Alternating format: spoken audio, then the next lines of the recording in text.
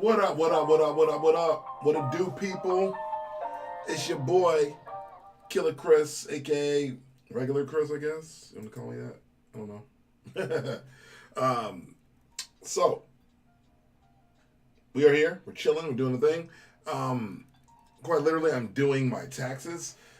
Just reminiscing over stories from the past. I remember there was one time I mentioned that I got catfished, but I wanted, hang out with the girl anyway because she was cool. And so whenever people say like, you ever been catfished? I was gonna say yeah. Like, shorty lied. She straight up lied, and that's okay. Because I think it takes time to really get comfortable, and when you're dating, it's already like kind of like you're nervous about it already. It's not gonna be what you think it's gonna be. I mean, like you're never gonna be perfectly one-on-one with your photos. I think that's totally acceptable, but I think where you kind of like cross the line to me is when you lie to people, when you gotta be anything that isn't honest. So, if you're watching this over on Twitch, just so you know, I'll be starting my taxes pretty soon. I got my W-2s on deck. All the W-2s you can use for all 3 jobs I had last year, getting it in. I don't think Google sends me anything. So I just gotta do that finally. But I'm happy to share stories and talk a few other stuff if needed as well. This stream is brought to you by nerdgeekculture.com. That is, of course, the clothing line made by yours truly. You know what I mean? We got a very hot special right now. You got to get it this month or you're going to get it too late. Pick it up. It is my very special shirt that I made myself for St. Patty's Day. It is Kiss Me, I'm Blackish, redesigned for this modern day times. A lot of people asked for that shirt, so I put it out there, so we're going to see what happens. But I'm just going to be pushing that shirt pretty ad nauseum on every single stream. In fact, I should probably create a little guy. So I can make that real quick while we actually talking about it. We're going to make that real fast. Yep. Okay.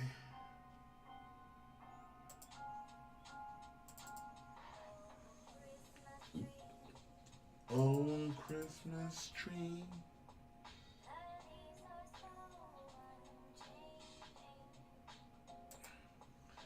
Christmas tree. Oh, Christmas tree.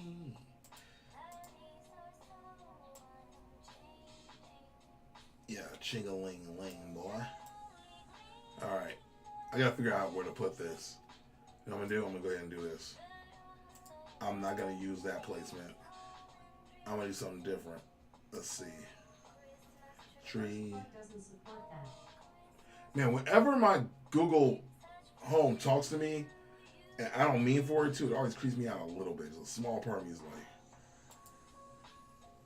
like, ooh, that is unnerving. Do not do that. And I feel like someone's in the room with me, like, hey, I heard you, boy. And that freaks me out. It just does. Let's see what we got here.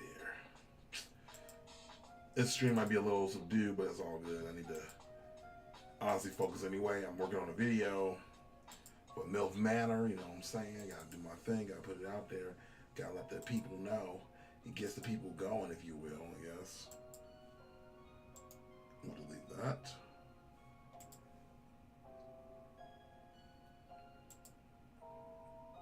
Okay, so a few people gave me some crap saying that I shouldn't be streaming in the pools and beaches section. So I'm giving it a shot, not streaming there to see how it does. Me personally, I just wanted to see how much growth I can get from the category because no one else is in there. It looks like me, and it was doing pretty well as far as regular views. But I don't actually know what I'm even doing right now, so it makes total sense that it wouldn't do well. And my ad nauseum drop.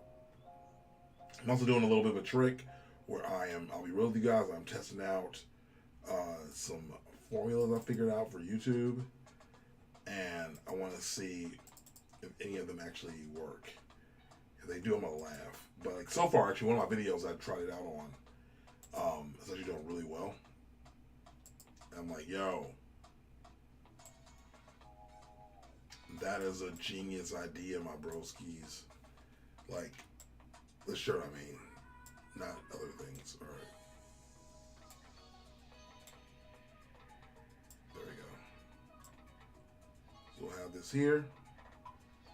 If the chat doesn't move too fast, this will be effective. If the chat moves too fast, I'm screwed. All right. And then I'll add a little. I'll leave that there. It's all good.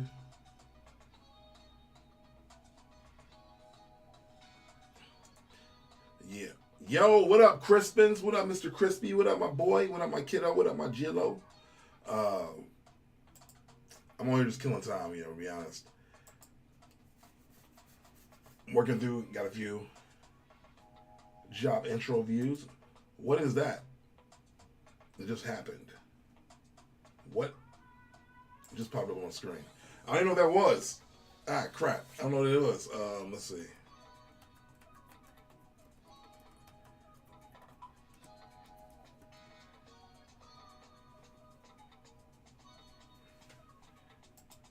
I'm doing some tweaking on some other stuff. Buy me now on nerdgeekculture.com. What up, Adam? What up, my broski? What up, my friend? How you feeling, man?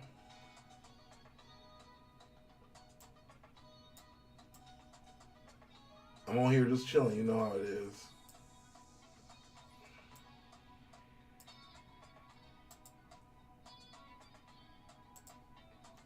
Working on some tweaks.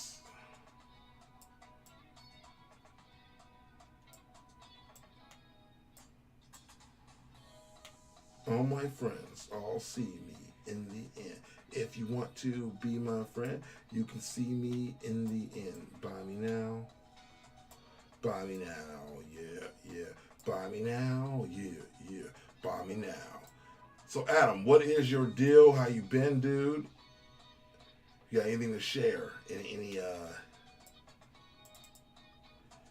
Anything going on in your world? I just saw the drop by Mr. I don't even know his name. I don't lie to you. I knew it, but it was important, but it's not important anymore. But I just saw the DC drop, where they're going to be doing all this crazy stuff for DC. I'm pretty excited about that. I'm pretty pumped up with the DC universe actually giving itself some dang respect. That's going to be good.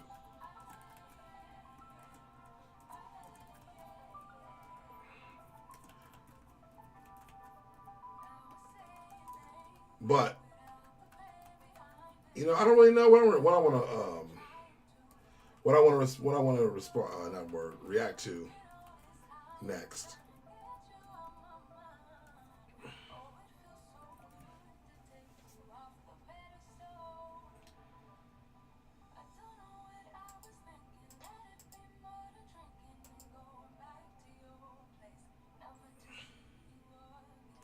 Let's see. Is there alignments or? There we go. We got an outline. I was like, do we have an outline for this?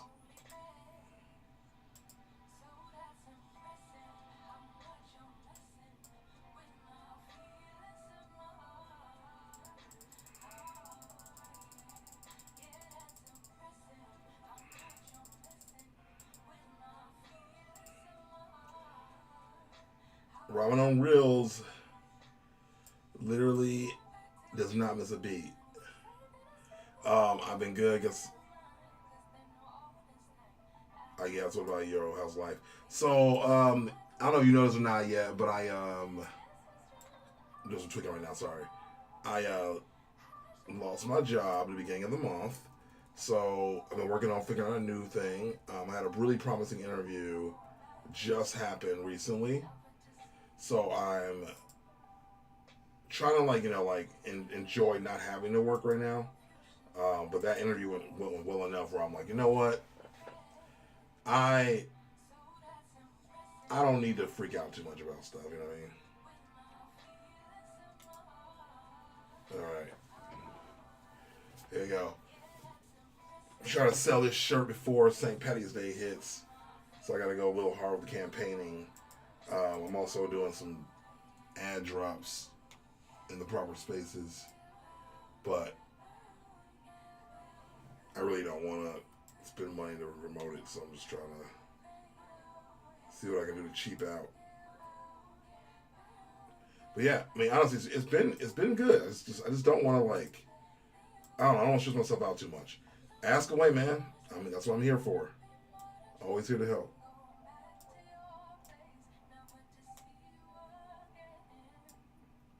Ask anything you want.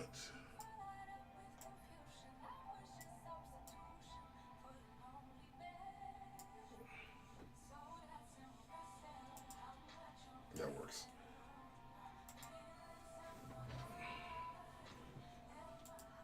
Tweaked. I'm ready for this question, man. I want to see what it is.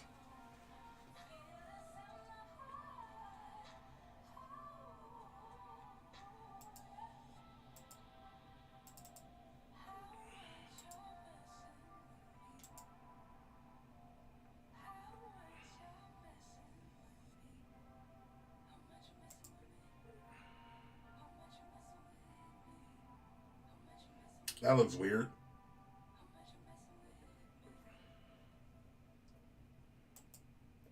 Why am I cursed? I'm cursed. Oh, both cameras firing at the same time. Only one of them is the actual camera I wanted to use. Bet you can't tell which one is which one is which. But yeah, bro, ask away. That's what we're here for.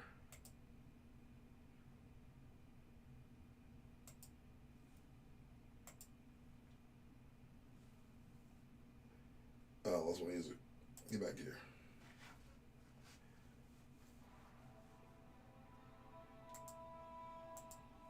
Like, for some reason, this camera randomly just freaked out. What do you mean? What is this stream? What is your life? What's up with you, man? See, I got a friend group, and they always like picking on me, and there's always 3 or 4 on me, and it is an everyday thing. Oh, jeez, dude. You know what? Everyone else is laughing except you. Right? You probably hate it. I mean, quite frankly, man, I'll be real with you. If I have that situation going on right now, just at my age, I mean, how old are you? That's my important question to ask. But if I had it going on right now, I would exit that friend group, personally. I just, I was always the butt of the joke with my friend groups, because I'll be honest, I know this. I'm an easy target. I'm aware of that.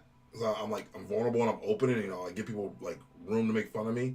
Like, what do they make fun of you for? I feel like, to some degree, yeah, dude. I'll be real with you, bro. Also, thank you for coming through.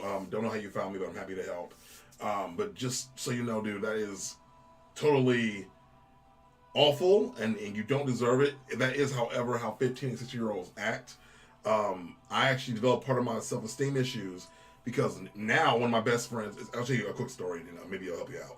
So one of my now best friends used to relentlessly make fun of me, like relentlessly, and like in my group, it was me and 2 other guys. We all hung out, did everything together, but I always got made fun of.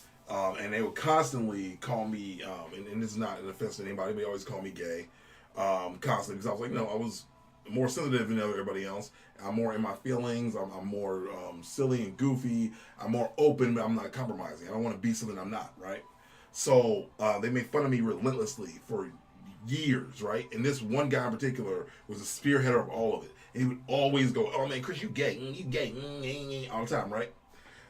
Fast forward to us being adults, and he turns out to come out as bisexual.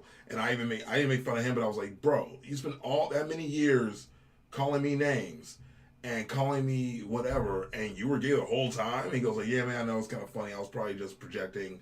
I didn't feel good about who I was at the time. We were kids. Like, I'm almost 40 now, but we were kids." He goes, "I feel about good who I was at the time, and you were so open. I was also, like, honestly kind of envious, kind of jealous. You could always be yourself, And so I just wanted to knock you down a peg."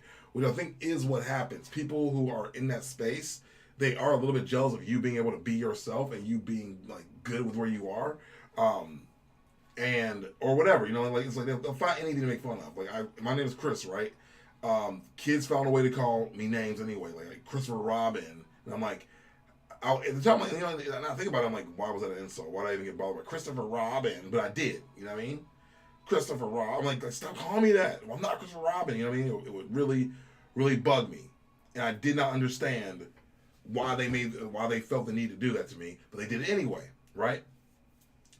Um, I feel like if you tell them how you feel, that might be a good first step. But to be honest, people in your friend group right now are not mature enough to actually do anything helpful.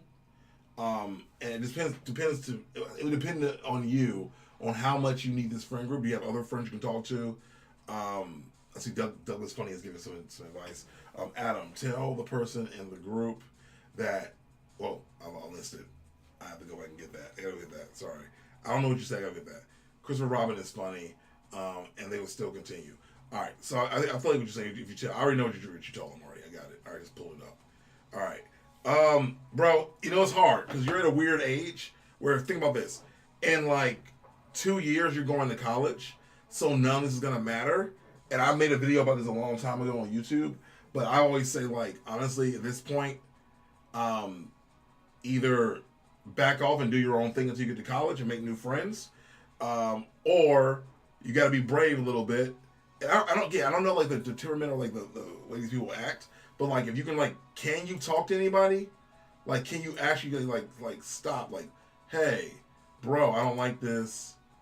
Can we talk? Can you actually have a conversation? Are they really your friends? Like, would you consider them your actual friends, or are they just someone to be with? Why do they hit you? Why do they hit you up to hang out with you? You know, like let me ask that question. Why do you think they hang out with you? Like, what do you bring to the table that they're looking for? Because you got to be doing something right, or they wouldn't be hanging out with you. You know, I mean that's kind of my thought. Like, yeah, like you kind of gotta be somewhat cool or somewhat nice, or you knew them since you were kids, for them to keep you around to even make fun of. And I know that every group does have that one person to make fun of, but it doesn't have to be you. Also, Adam, thank you for following, by the way. I say it all the time to them, but they just continue. Like, can I ask you a question? What are they saying about you? How are they making fun of you? Because I'm wondering if there's something you can do to take the power back.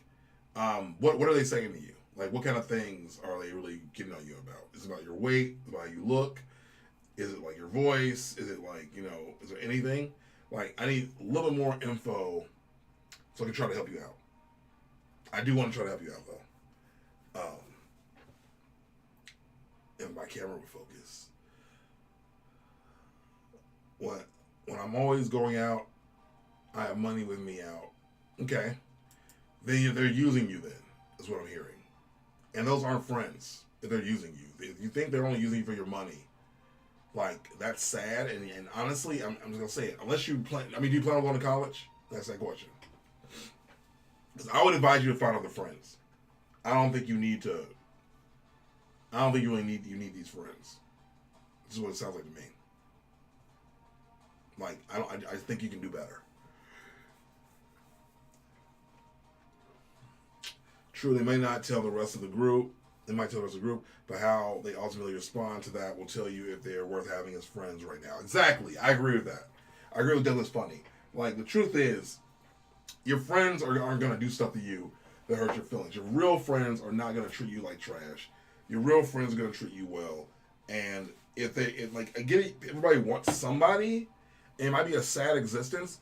Are there other friends you can make? I guess I'm thinking about that too. Like, how do you know these friends? There's so many questions I can ask you about this, because I feel like for me, when my friends were doing it, I've known one of my friends since like 5th grade. The other guy I knew since 4th grade. The other guy I knew since kindergarten. And, while they made fun of me and they knew it messed with me and they knew it bothered me, it didn't stop them. They didn't stop. It really didn't. Like, it didn't do anything. And it wasn't until we became adults, I feel like honestly they started respecting me. And that's the case. For you, that's not that's not a good look, bro. You know what I mean? Like,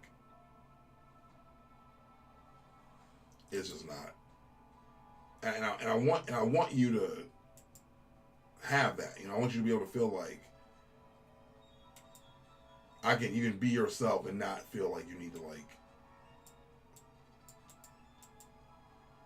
try to be something else,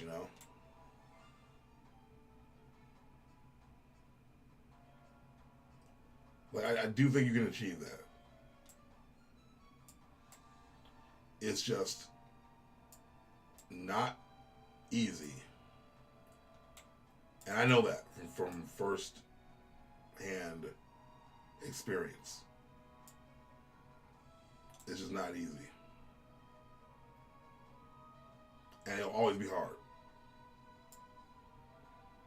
Because, you already know this. You're probably experiencing it right now. But kids are jerks. It's just it's part of it. Like, you're at an age where kids are being kids and these kids are being jerks, and it's kind of hard to get them to do anything else right now. Like, and I wish I had like a better, better response. But I believe that. Like, I feel like you're at an age where that's just kind of how they act. See, one of my friends, me and him got to know each other like 2 years ago, and I got to know everyone else when that one friend invited me out, and I've been hanging out with them for like 1 year. Okay, it's only 1 year. Dude, I don't know. Like, how important is it for you to have people in your life? I know that's a weird question to ask somebody that you don't know. But, like, how important is it to have these people in your life? Like, do you absolutely need it? Like, it just sounds like me you'd be happier. You'd be happier doing something else. Like, with anybody else. Like, they don't sound like they treat you well. What's up, Emmanuel? What's going on, my boy?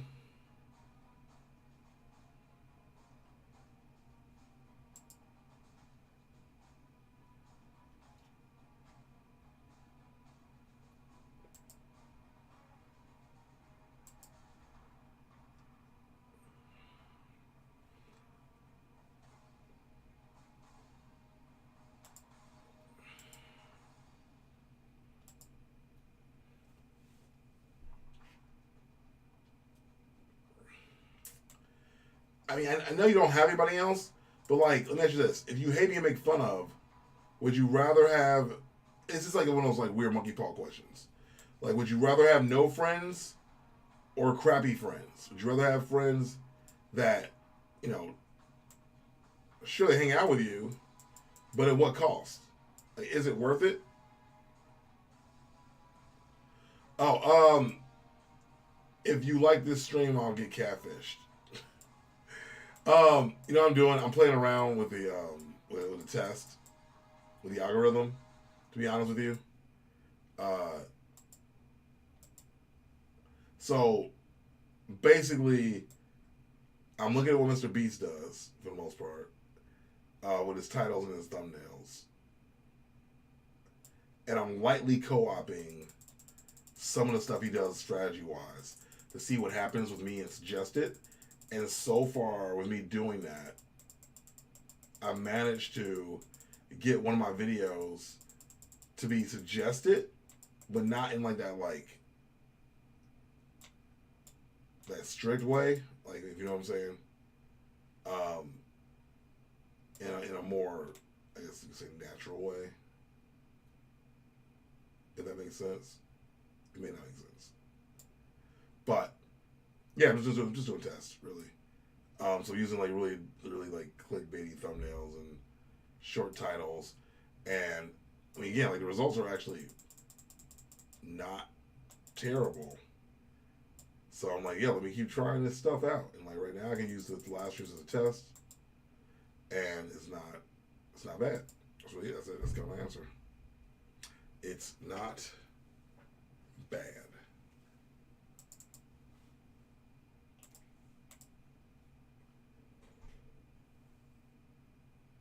Yeah, dude. I know you don't want to be alone. I guess that again, that's the question.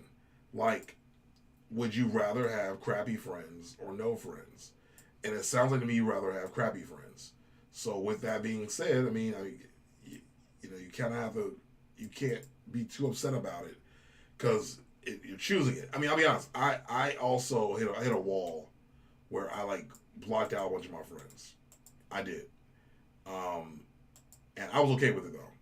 I was more than okay with it. I was like, you know what? Nah, y'all suck. Like, y'all ain't gonna treat me like a hoot at. I'm good, right?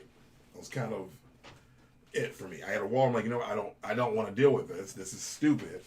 You know, I hate it. I hate hanging out with you.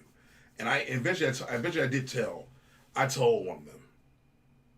I was like, yo, like, I don't like being made fun of all the time. Like, I'm not hanging out with y'all. You know, and then they're like, oh, come on, man, come on, man, come on, man. When I like wouldn't come out. So I might even say, you know, like, think about standing your ground, bro. Like, think about standing your ground. Like, if this continues, I can't be here anymore. You know, hey man, the algorithm is no joke.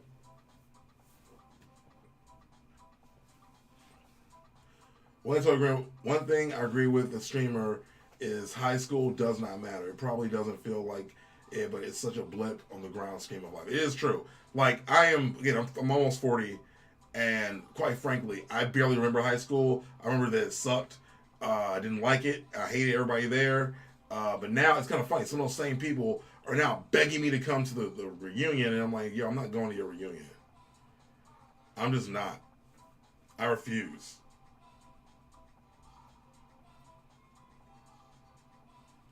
Like, 0% of me is doing that. Which is what it is. Like, no part of me is like, yeah, let me go hang out with people who used to torment me back in the day. Not doing it. Like honestly, like most of my friends in high school, meaning like the 3 or 4 people I was cool with, we chat on like what do you call it? We chat on the internet, and that's kind of it. That's just it. Like, they come in every now and again. They're like, yeah, what's up, man? What's up, dude? Cool. Glad you're alive. Good you're alive too. But other than that, nah, bro. It ain't. We not friends. I still remember this. It's like actually kind of funny. I was like going to an event that one of my friends was actually throwing, like a concert. I go to the event, and one of the door guys at the event was a guy who used to bully me in high school. And I was like, yo, and I'll say his name, don't really matter. I was like, it's Saren. What's up, Saren? Saren was a literal giant. Like, he was huge. He was this huge dude. He was like a literal, like Andre the Giant, but, you know, just as big, if not bigger. He was huge. And he used to call me the P word all the time and push me in the lockers. And then he saw me that day. And he was like, yo, what up, man? Oh, it's my boy Chris. And I'm like, your boy Chris. Yeah, bro, from high school. Bro, what up, bro? I have never been more pissed in my life that somebody called me bro. I'm like, are you really calling me bro right now? Are you really erasing history right now and acting like you can call me your bro? You doing that? That's what we doing? We doing that in the streets? Okay, we bros now. You put all your bros in the lockers. You don't slip on the floor. You traumatize all your friends. As you do to your bros. Get the F out of here, man. I didn't say any of that. You know what I mean? Because he's still a giant. I'm still afraid of him. You know, he's still huge. That's why he's a security guard. He probably knows how to hurt people better now. So I was just kind of like, yeah, man, cool. And kept moving. But it blew my mind that he even had the audacity to call me bro. Like he doesn't even remember what he did to me. That's how ridiculous it is. Yeah, he might be you don't know, he might be a wrestling fan. Wrestling fans go hard in the paint with their beliefs. You don't know anything. You don't know Andre the Giant. He's just a giant. Look him up. But anyway, kid, I would just say that I know it feels like you need these friends, but it just sounds like you don't. Like, and I do wonder, like, can you make other friends? Because I know that when I had my moment where I kind of had that happening, and I went into school and made friends with this kid named Brian. I remember Brian distinctly because Brian was the other kid who liked anime and the other kid who liked video games. Well, not video games, but openly like his Game Boy video games. I think all that stuff is more mainstream now for you guys. But like, me and Brian went to the mall together, hung out. We hung out for a while. He was a really cool kid. And even the girls would make fun of us. Like, oh, Brian's kind of cute. So like Brian got like clout for like being like good looking, I guess, or whatever. But now he's a grown up with kids and a wife, and he's super happy. And none of that stuff matters. So I'm just saying, dude, like if this is making your life hell, I know you don't want to be alone, but maybe like I don't know, like try to find. I don't know how it works in this modern day and age. To be honest with you, like, can you make new friends online and meet with them? Is that bad advice to give you? I don't know. Like, is that safe? I don't know. But I do think you should maybe think about, you know, alternative use or ways of finding friends. That's what I would suggest, honestly, at this moment. If it was up to me, that's what I would do. But it's not up to me fully. But that's what I'll tell you to do. Yo, I ain't gonna lie to you. I get these jobs sometimes for part-time roles, and I often want to take them. And like do a side gig and make a bunch of money per hour. Just on the side, like, can you let me do this like while I work my regular job? Is it possible? Let's see. I don't know. Like, it's a thought I have, but I'm gonna find this comment section real quick. Give me a second, guys. I need to just do a quick 22 skidoo. Riding on you. The number on the screen. The number on screen. The number on screen. I know the number's on the screen. I'm just not taking any calls. I'm gonna ignore it because I'm not taking any calls. Let's see. Oh, you did? Shoot, my phone is charging in the other room anyway, so that helps. Sorry, dude. What's up though? What'd you call for? Just to be a troll? Trolling mode, if you will. Thoughts of King of the Hill reboot. I mean, I'll say this. If they do it right, it does not show when you do bits at all. I don't know why. I didn't figure out what's up with that notification. Yeah, I don't know. It should. I have it set. It shows other stuff.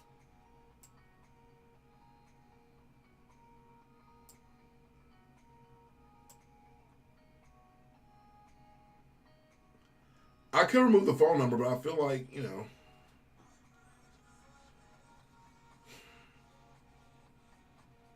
is that a big deal?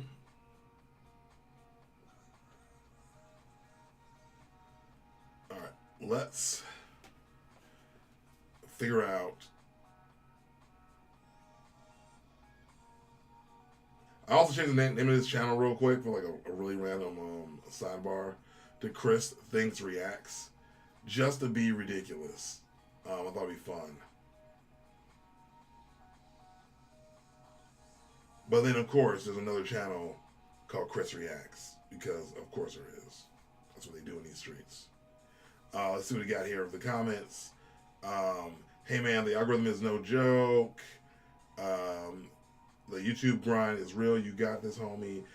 And to the dude with the questionable friends, look at what substance they provide you besides companionship. I do 100% want to say that to you, my friend. No, you can't. You can't do super chats. You can't do super chats at all because I don't have monetization. YouTube demonetized me, which means I can't do super chats or any of that stuff. I put, why is the title Doing My Taxes? Yo, I was October. Because to be real with you, I was originally going to just sit here and do my taxes and just talk to y'all while I did my taxes. Because I got all 3 of my W-2s in, and I was like, yo, let me do my taxes. But also, it's kind of a boring thing to do by yourself. So, I thought it'd be fun to do while I'm on the stream. But I also figured as well that, because I'm streaming in the oh no, my arms don't exist. No, I'm streaming in the just chatting category.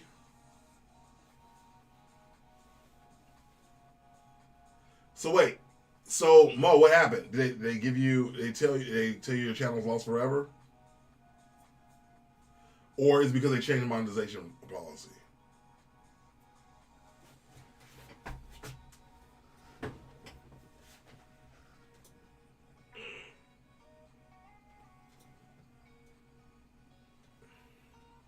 I won't lie to you. I'm actually surprised how many people are here on the YouTube tip, which is kind of sad because I remember back in the day, semi regularly, if I did a stream, it got like 20 people. You call me about a remake, don't call me ever again. I'm just kidding. Um, but then, dude, then how are you saying you have to grind? Then you haven't done it yet. Do the work. Also, you're watching on YouTube. Hit that like button. You know how it is. Go do the work. Do the work. Go get it done. And see what happens. You can't just give up before you try. You go, man. I gotta grind to get back on YouTube again, but I haven't reached out to YouTube at all. Go reach out to them. I'm telling you this like 5 times. Go over to Twitter right now, right at Team YouTube. Explain your situation like I did publicly, and then write them a DM. This anti-remake stance is weird. No, I'm sticking with it. I'm sticking with it. But it takes like, you can do it right now. You're in my stream right now. Leave my stream. Leave my stream. Go to Twitter right now and write them. Go do it. Like, you in the very least, even if it doesn't work, you at least made the action. Like, I feel like for me, like, I have that problem a lot where I'll like say I'm gonna do something forever and then I never do it. Right? And then I'm like, well, why didn't that work out? Because I didn't do it. I never did it. I never did what I was supposed to do in the first place. Of course it didn't work out. Like, I'll put it off forever. It's not going to work. Yeah, it's going to be a fail. Because I didn't do it. Do the work. Do it right now. You're on the internet right now talking to me. You can pull up Twitter. How are you talking to me then? How are you chatting?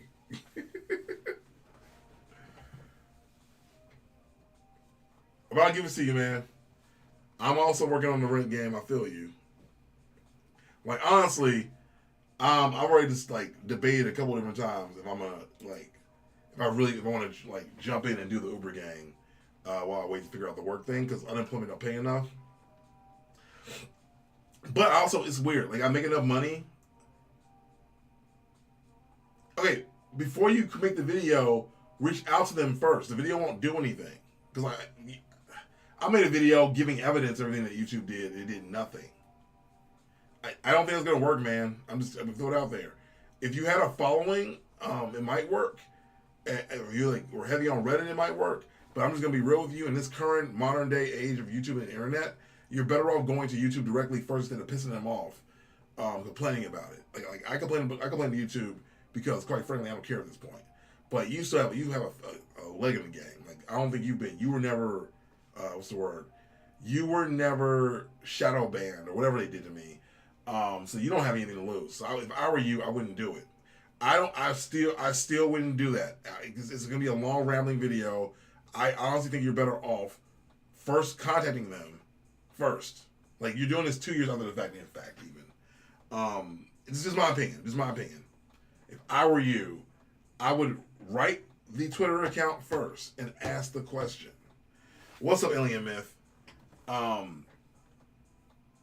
Dude, go for it. It didn't work last time. Remember when you did the video last time about what happened to your channel? It didn't work. It's not going to work this time either. I'm not trying to be mean, but like, it didn't work last time. It didn't work. So like, reach out to them directly. Like, there's a public account where they actually respond back to people because they're afraid of backlash. They are.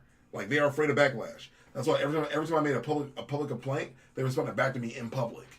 Like, even though I didn't like the answer, they still replied in public. So like, I'm trying to help you for real. Like, reach out to them directly on that account in public and go, hey, my channel's taken down for erroneous reasons. Don't even explain the other guy. That's too much stuff to explain. Like, my channel's taken down, and I can prove it, blah, blah, blah. Help me out. What can you do? Make it public. Maybe tag some other people you know in there, in that post. And then write them in their DMs directly and see what happens. Because they've helped me out at least twice. I'll be honest with you. Even though I got screwed over, when my channel was doing weird number stuff. you have a better chance doing that than you do making a public campaign on Twitter, having people retweet them. Because what Rob from Comics Explained, he added Moist Critical to my thread, and he didn't do anything. Moist Critical didn't care though. But like, I'll say this, I did, and I'm thinking about doing the same thing, believe it or not. But I'm telling you the same thing because I had the thought recently even. What was it? I'm making another video about my monetization getting taken away unfairly, because I found somebody else who had the same issue I did, where YouTube claimed that they were reusing someone else's content, but they weren't. Right? They weren't. Just like me. And I'm like, oh, I should make a video about that and like call YouTube out. Like they're clearly ripping people off. Like technically, I mean, to be real with you, they probably owe me money from the videos I've made that have made money. But the fact is, they're probably doing this on purpose, and they know they're doing it on purpose. Like, let's be honest. Like, they can get away with it. They can, unless somebody is willing to sue YouTube for unearned wages, which won't be a lot. Some people like me who are smaller, like, it's not worth it. Like, I'm like, ooh, I'm missing $30. I'm not going to take it to court for that. You know what I mean? I can take it to court for damages and like undue stress, and I might win that because they are using unethical business practices. If they're doing what they're doing, because honestly, in my opinion, what they're likely doing is with the demonetization thing, they're demonetizing channels that are like not doing that well, telling them that they did something they didn't do, and they have to just wait for a month, right? So while we wait for the month, they're able to still run ads on our videos and make money for them and keep the whole amount. So that's probably adding up for them. That's probably their way to get out of the red. And then I'll probably remonetize a lot of those channels or do the same thing again, tell them no. But it's me being a conspiracy theorist. It just makes sense to me if they're telling multiple channels that they are doing something they're not doing, and you can prove you're not doing it,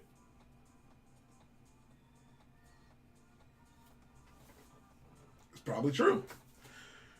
I ignored Alien Myth. I saw what he said. I'm like, yeah, he always trying to say something crazy, man. Alien Myth is always here when you want to express your fear. Let's throw it up for all people in the world who are not afraid to be who they are.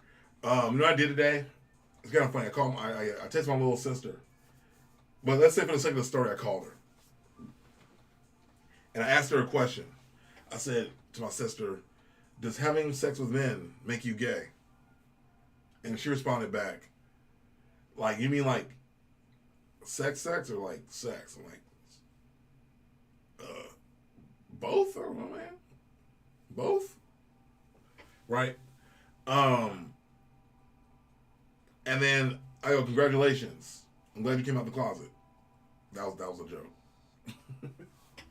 It was so stupid. She fell for it. And then she'd have a serious conversation. But I thought it was pretty funny. So after I pay rent, I'll do that. Okay, dude. I don't understand. How are you on here right now, but you're working Uber, but you can't take a few seconds to write a tweet? I mean, I low-key want to do it for you. Like, let's do it for you. Because I feel like it feels like laziness at this point. Like, I think I tried to do this like a week and a half ago. Maybe 2 weeks ago. Maybe a week. I followed up with another week. Like, hey, do this, bro. You still didn't do it. But I feel you. If you click this video, I'll get catfished. Do y'all know that girl on my thumbnail? You know who that is? What I want to see is, I want to find out, quite honestly, what happens. Like, you know what I've been doing? I've been taking time to sit down and really figure out what makes an effective thumbnail. And I think I figured it out a little bit. Do a reaction to Passport Bro videos. You know, I'll write that down. I'm gonna do all them things because I'm like at a point now where I'm like, yo, let's have fun. Let's have fun. All right, see, because actually, I'm finding my friend. It'd be kind of cool to have Frank on here for that.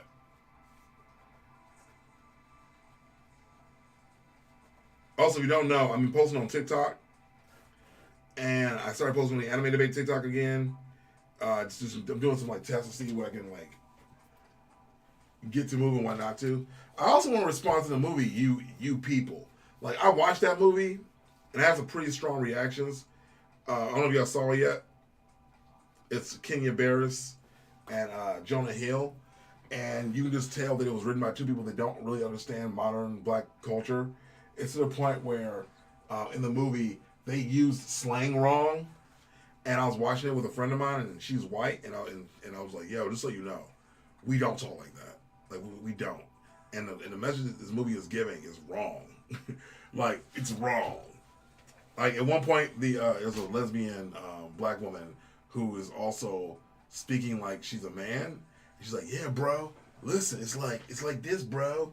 Like black people and white people can never be cool because of slavery and because of this and because of that." And I'm like, "This is stupid. Black people and white people can definitely be cool. Honestly, we can definitely be cool, 110%. If you are not in bigot." Like that's kind of what it is. Like I'm out walking around every day thinking about slavery. I'm just not. And if you are, you have a problem. I get it that it affects our lives to this day, but also I'm gonna say you're an idiot. Legitimately an idiot if you're walking around every single day with everything you do thinking about something that happened before even some of our parents were alive. I really think that. And I get it. Systematically, it does affect us. But you can't let it take over your brain and your mind and everything else. What up, City Nice Guy? Good to see you, City Guy Nice. I just call you that. City Guy Nice, what's up, my brother? What is going on? What is going on with you, my friend? You know what I mean? Like the movie bugged me because like I would watch it and I would get like here's what it was. The acting was good, right? Like the acting was good. But then the story was bad, and the pacing was bad, and like some of the stuff they tried to string together didn't make any sense. Like I'm like, there's no way possible that Jonah Hill is gonna get Lauren London. I'm sorry, she's not. She's not going, bro. She's not going. She might go. I don't know. But you know what I'm saying though. But for real, like, who are these grown adults who can't deal with their parents being annoying or being like not mean racist? Like I get the mom was an idiot in the movie. I get the mom was an idiot in the movie. I understand that. But like her trying to be nice or trying to be understanding or trying to buy into your culture, it just needs some correction. I've had those in-laws, by the way. It takes correction. You just speak up. Don't okay, yeah, play into it. Speak up about it. Like, no, that's not right. No, don't say that. No, we don't really do that. You know, like try and meet them as humans. Like, hey, girl, yeah, I want to know about your weave. What kind of weave is that? Right? And she start that kind of conversation. Be a real person to her and go, hey, I know you don't understand my culture and everything, but like, let's talk about each other. Let's talk about real people. You know what I mean? Like, I had in-laws, they weren't racist, but they were ignorant to black culture. And so I had my father-in-law ask me, do you say black or African American? And I just tell the truth. I said, if you say African American, it sounds like you don't have any black friends. That's exactly what I told him. Like I said it like that. Like I'm not here to placate and pretend to be nice. You know what I mean? I'm here to be real with you and get to know you and build an actual relationship with you. Now, I think, and I had an ex-girlfriend's mother once, who she was actually kind of funny. They decided to foster these two little black boys, right? And the two black boys were dope, right? They're super cool kids. But they fell in love with the kids, so they decided to adopt them, right? And the mom is like white and old. And she's asking me like, yeah, so am I doing their hair right? And I'm like, I don't have hair. I haven't had hair in a long time. I don't know. She's like, yeah, I mean, I'm putting this stuff in it that I found in the black hair care section, but I don't really know. I looked on some forums. To be honest, we don't have a lot of black friends, so we just don't know what we're doing. I'm like, yo, respect that you don't know what you're doing. That's super dope. That's great, right? Like that's just dope. Like it's great that you were willing to ask that question. And I'm like, yo, let me look it up for you. Like, right? So what I do is, honestly, I use black hair care products for my beard, but I don't put them on my head. So I'm like, yeah, this will work. Yeah, you can use this stuff. And I show them where to buy it from, and then that was it. It wasn't racist. It was a person who does not know, did not grow up in my culture, trying to work with kids in my culture, outside of their culture. You know what I mean? So it's just you can't be offended by everything. Not everything has to be racist. Not everything has to be offensive. Not everything has to be this evil thing. Like again, Julia Louis Dreyfus in the movie wasn't racist. She was ignorant. Like to the point where like when she showed up in the movie, the black people in the movie were the ones being racist. As soon as she showed up, who is this white lady? Who is this white lady? I'm like, okay, first of all, you know that Jonah Hill is white. Right? You know that her fiance is white. So when the mother of the bride shows up to the bachelorette party, you know there's going to be a white lady coming. Why are you showing up acting like, well, who is this white lady? Like, are you really going to show up and be racist towards the white person? Like what is this? What universe do we live in? Like, I get it, you're trying to be funny, but you're not. Because in fact, when Nia Long showed up, first thing she said to her friend, like, oh, hey, titties, because her friend had her boobies out, right? And then they started talking about the tattoo, and then, again, she's out. I feel bad for that character. That character is out of her comfort zone, trying to fit in, trying to mean well, and they crapped on her for it. Again, I'll say this. Intention to me goes a long way, at least for me. Intention means a lot to me. So if you are going to be racist and it's not on purpose, I can rock with that. If you're racist and it's not on purpose, because you can fix that. That's teachable. You can teach with that. You can't teach somebody who wants to be racist and hates you. You know what I mean? And maybe it's not a racist. I'm probably using the wrong term there. But like, I can rock with somebody who wants to learn. That's what I'm trying to say. Someone who's malleable, someone who's open to learning and growing as a person. That I can rock with. You know what I mean? But yeah, like going back to my original, my in-law, when he said, there's a black African American, and he was being genuine there, right? I was kind of like, okay, that's a weird question. I'll be honest with you. I had other ex-girlfriends, I don't have one ex-wife, but other ex-girlfriends' parents asked me weird stuff too. It's actually a pretty good video actually. I had one. I should write this stuff down. This should be a video. This would be good on TikTok actually.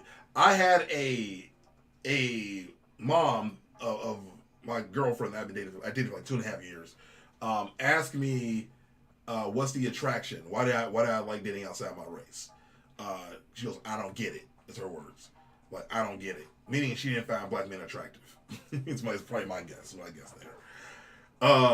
And I'm like, yeah, I mean, she was like, why? Like, what's the attraction? I go, well, and then here's what I really said. I said, I think your daughter is really funny. I think she's really smart. I like her eyes. I like her lips. I just think she's a very beautiful person. Like, you think she's cute, right? And the mom goes, yeah. I go, right. So I see the same thing you do. I think your daughter is beautiful. And beyond that, I like hanging out with her. And we have a good time together. And we work well together. So that's it.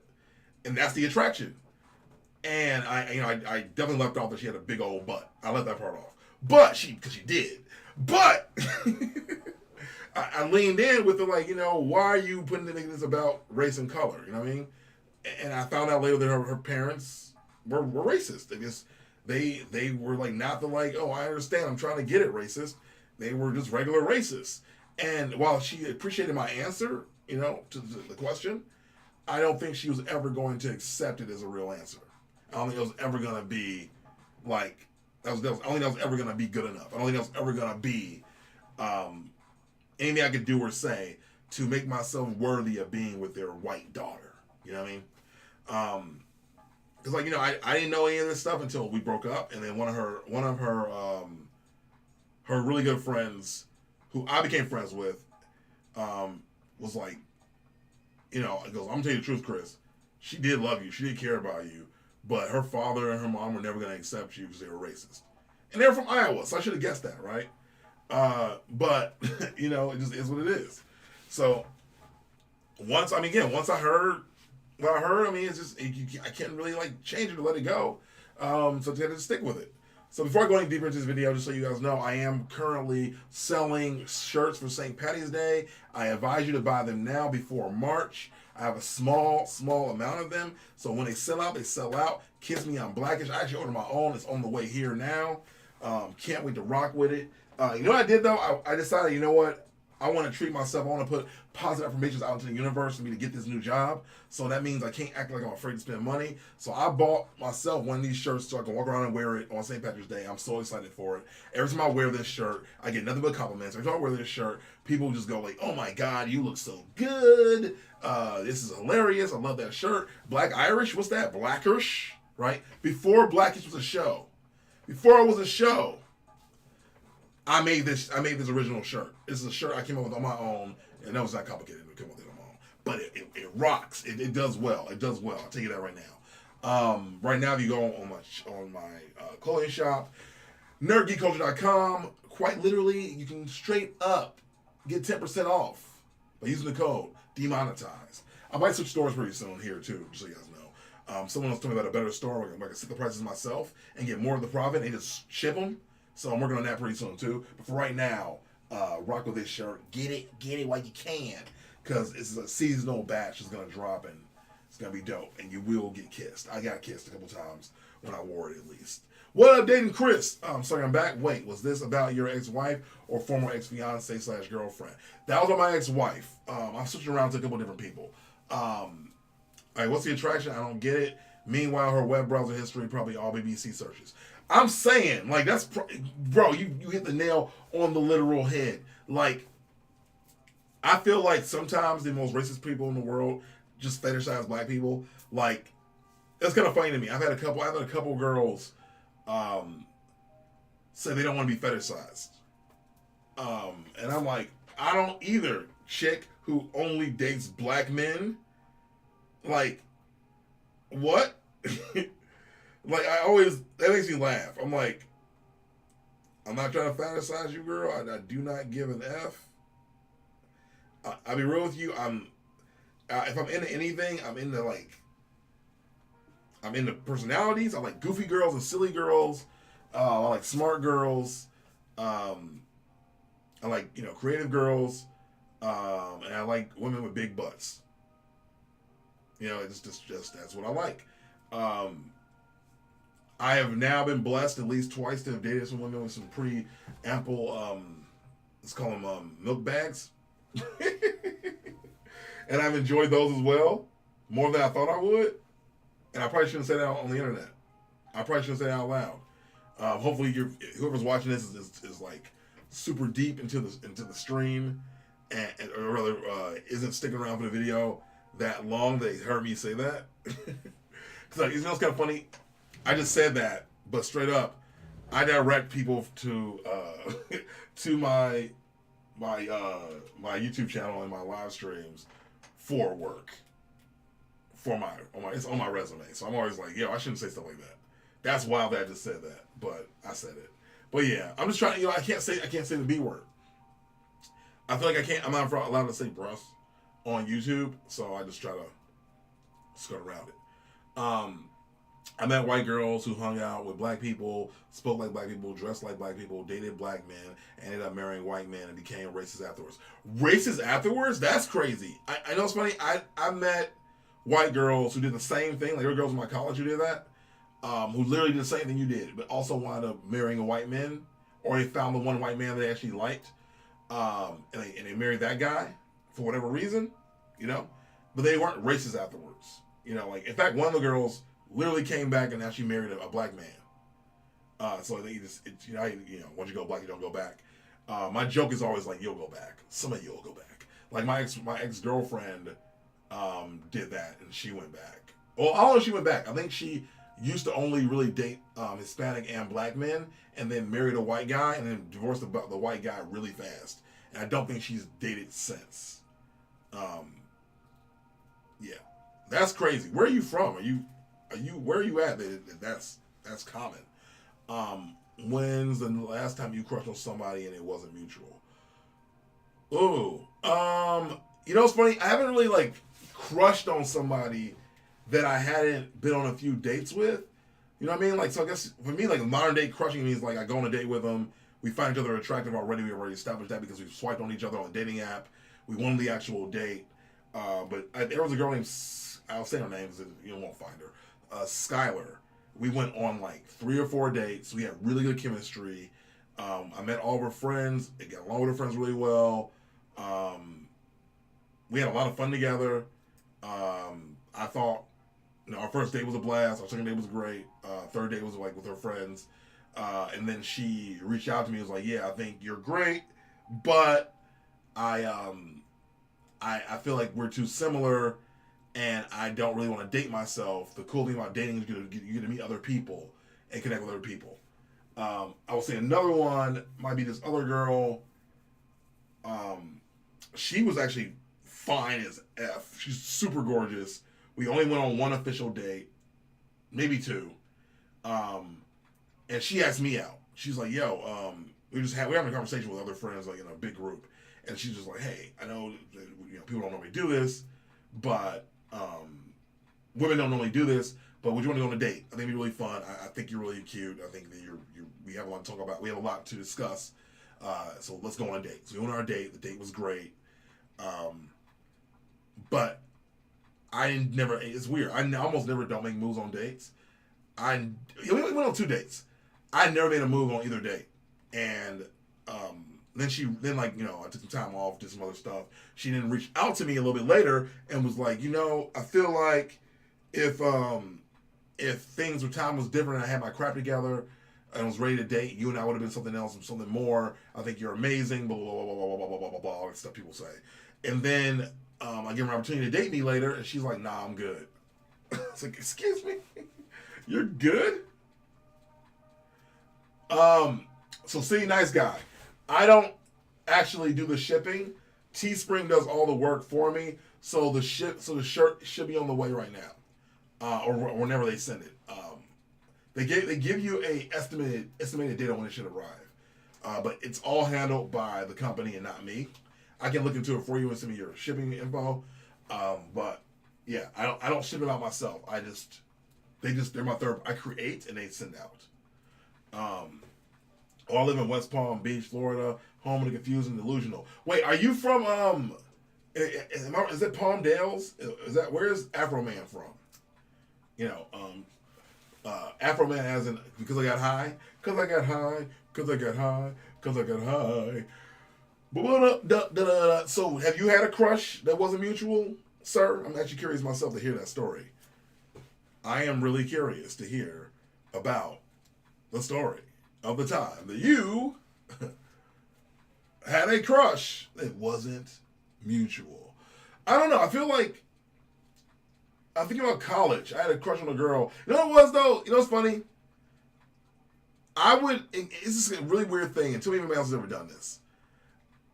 In college, I had 2 times that I forced a crush that I didn't actually have in retrospect. Does that make sense? Like, I convinced myself to have a crush on them, even though I didn't really have a crush on them. There's like 2. One of this was this British girl. She was really pretty, and I got her to go on a date with me. But I think I only had a crush on her because she had a slight accent, but I don't think she and I had any chemistry. So I asked her on a date. We went out on a date. I borrowed my friend's car. And it was just fine. There were no fireworks, there was no kissing. There was just a fine date. Then I asked her out again, and she said that she wasn't going to date anymore because she didn't want any distractions to stop her from going home. Because her plan was to go back home to London, when she graduated from college. But I realized later that crush was not real. I made that up in my head. I just thought she was attractive and was from the right place. That was it. What can't you get into? Remind me. I'm sorry, Doug. Then the other one was this girl I was friends with, and I just decided randomly that I wanted to have a crush on her. And I really didn't. It really didn't make a lot of sense.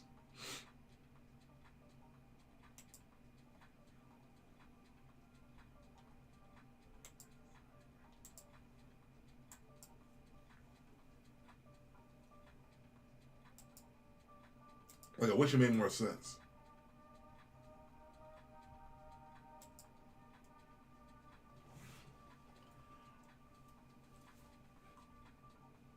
It's West Palm Beach, Florida. I had a crush on a girl from Twitch named Aki, whom I really like. She's cute and Asian. Met her years prior to her being on here. She liked me, but ended up being not so nice. Otherwise, due to lies she heard about me. Now she doesn't like me and dating a white guy. Wow, that sucks, dude. So I missed my shot. Yeah, that happens. Actually, there is a girl that I met in real life that also had a Twitch stream. And I'm sorry. Oh.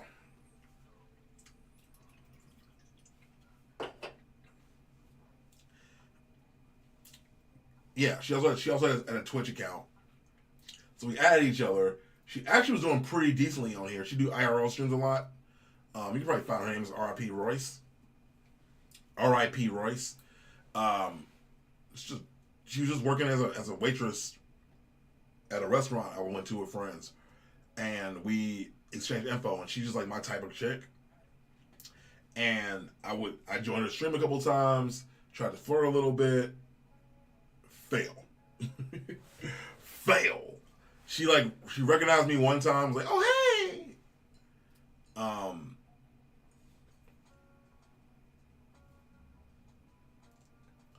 But that's it. Oh, you can't get into it for reasons. Oh, okay. This person also has a Switch. Okay, that's fair. That's fair. Yeah, I feel like for us guys, girls who have Twitches or who game on Twitch or do anything on Twitch instantly become more attractive. There was a girl that one of my friends is her coworker. We were talking to her, and she's like, "Yeah, I'm on Twitch," and we add each other on Discord, but then never talked because it was weird. One, she was super drunk when I met her, and I was like tipsy but not drunk. So I was like, "Yeah, give me your number. I'll hang out with you. Yeah, we can be friends." And I'm like, "No, I don't really want to be your friend. I know. I was trying to smash. I know I was. I was trying to smash. I was totally on that. That was 100% what it was. I was absolutely just trying to get it in. That was all I was trying to do. And there's no lie bigger than that. That I was trying to, let me get to know you. Hey, I care about who you are. Nope. You know why? You know I know this? I'll be real with you guys. This is me being real. She had a little pot belly. And I was like, is she pregnant? She's drinking a lot. I don't know. But I didn't notice the pot belly till later. We were like talking and I was already hitting on her. And by that point, I'm like, is that a pot belly? It's too late. I would probably still hit it. I probably don't need to do this. And then I exited stage left. I got out. So I escorted myself out of the situation. But that could have gotten bad. Yeah. Can I tell y'all though, this is kind of raw?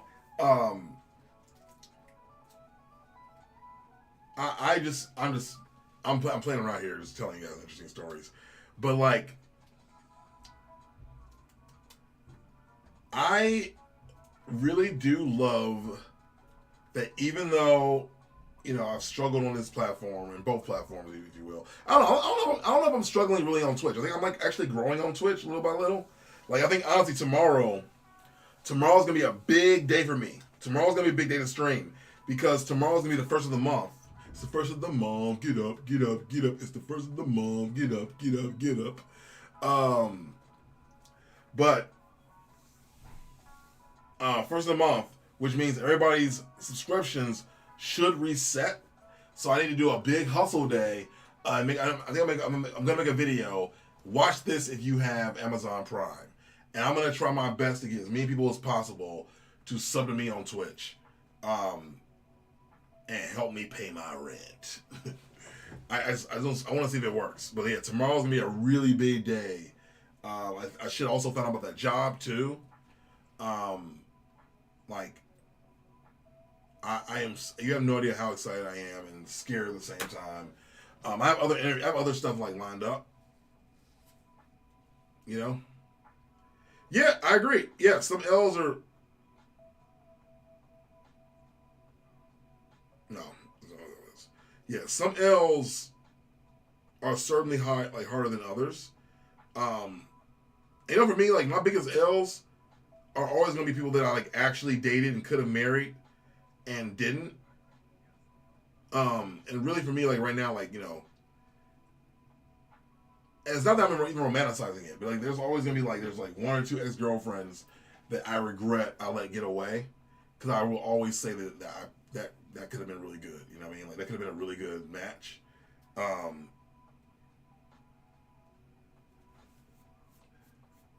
think that's why like it's difficult. I'm having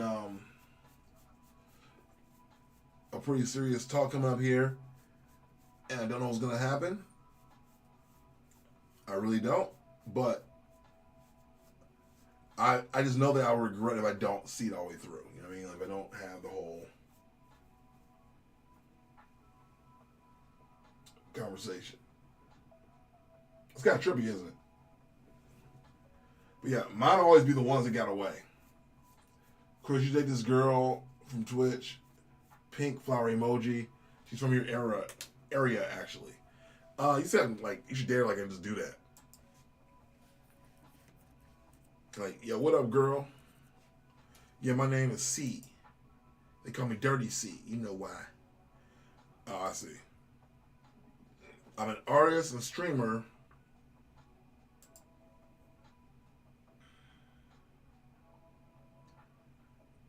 I love bright colors, emojis, anime, cooking, yoga, and being silly. 50.8K followers. I'm trying to do what I'm passionate about full time, so I appreciate any and all support. Wait, how do you schedule your streams like that? That's dope. I want to do that. She's cute. She looks like she might be too young for me, bro. Oh, she's one of those. It's for a mature audience. When you hopping on Overwatch though, bro, I'm not working, right? When I'm not interviewing, I'm playing Overwatch. Like I'm taking advantage of the capture the flag blitz right now. Like I've been on it every day.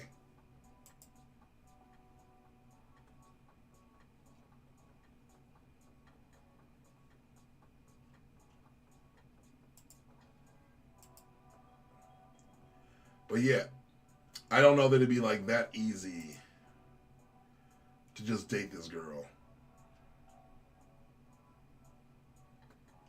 But she streams tonight at like 9:05 p.m. It sounds like. I'm a follower at least.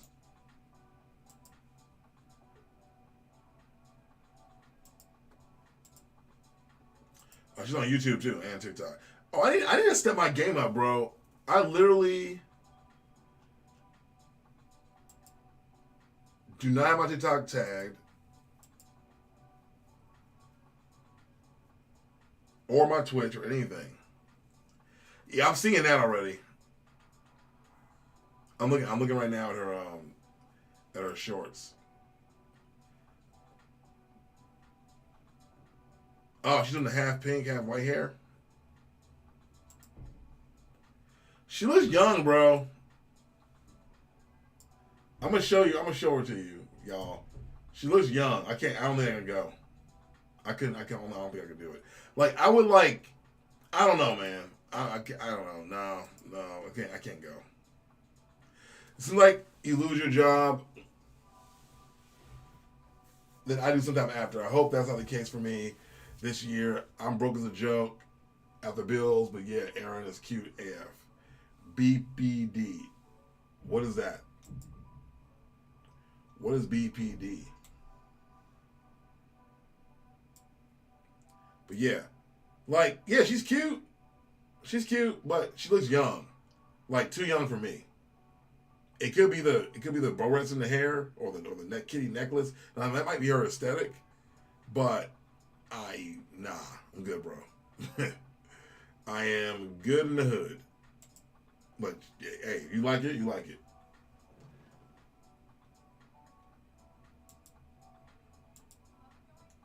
But she must be doing well on TikTok. She can stream on TikTok too.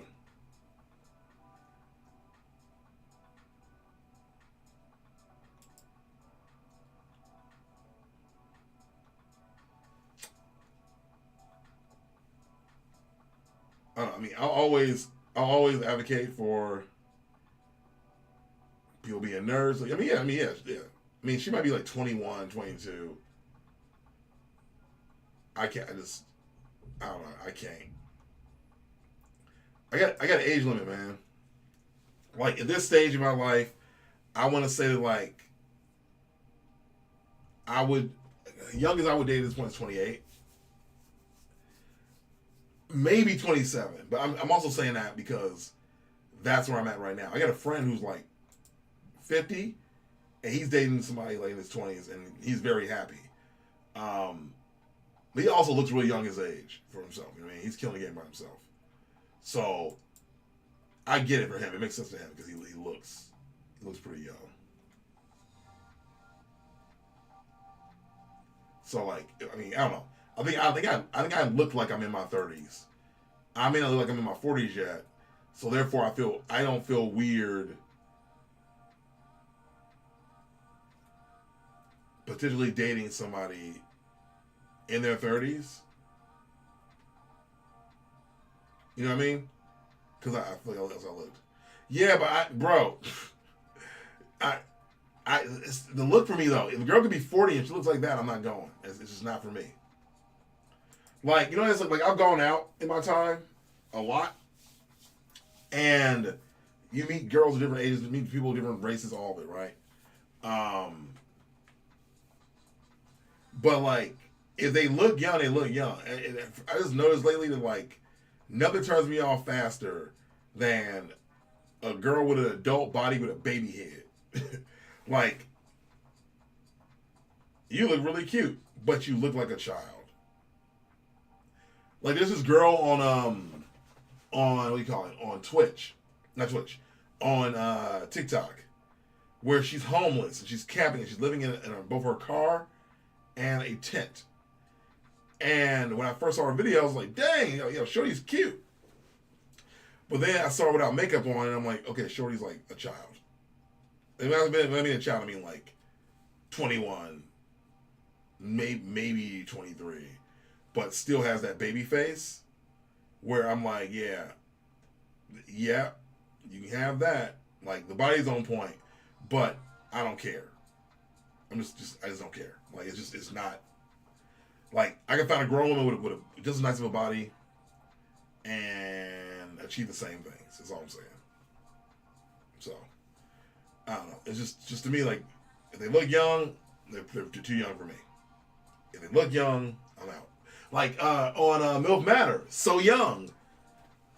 She looks like the appropriate age, but she also still looks young enough. But okay, if y'all not watching MILF Matter, by the way, I still suggest you watch it. But MILF Manor, quite frankly, I'm doing a video about this, but I'm gonna just open it up with the big reveal and just tell you what it is. Though, like one of the moms on the show revealed during a weird game session with the kids that she smashed one of her son's best friend. She smashed the son's best friend, bro, and I'm like, no! Why would you do that? Why would you do that? Yuck! Why? Yuck! Like, first of all, what? How drunk were you? Because I know the alcohol's involved. It had to be. You're not 50 years old smashing the homies. Making Moves Major. You asked me about it. It's here. Pick it up right now at nerdgeekculture.com. I'm working on, actually I need to do it right now. I need to stop saying I'm working on it. I'm just going to do it right now. I need to put it to the top of the store. I had it set. It's at the very bottom of the store now.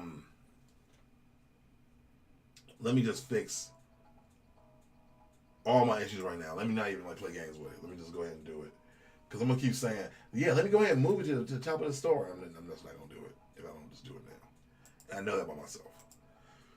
See, I have no desire to watch MILF Matter. MILF Matter is actually fire, bro. I'm sorry. It's like it's a really, really entertaining show. It's really entertaining.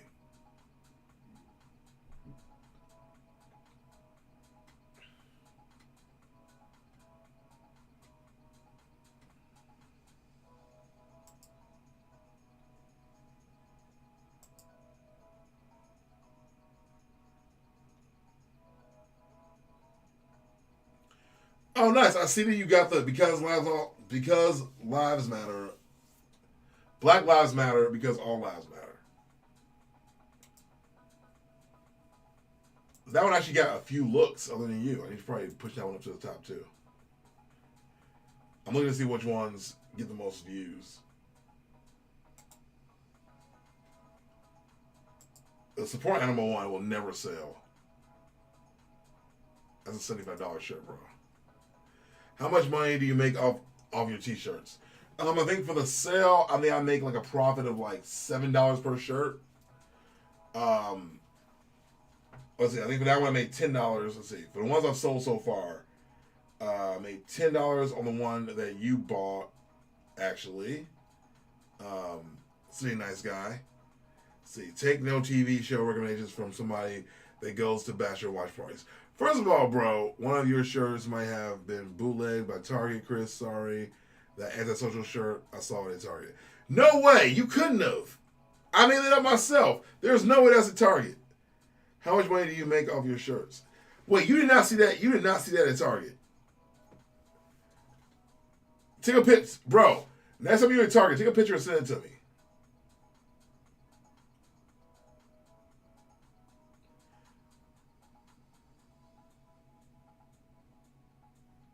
All right.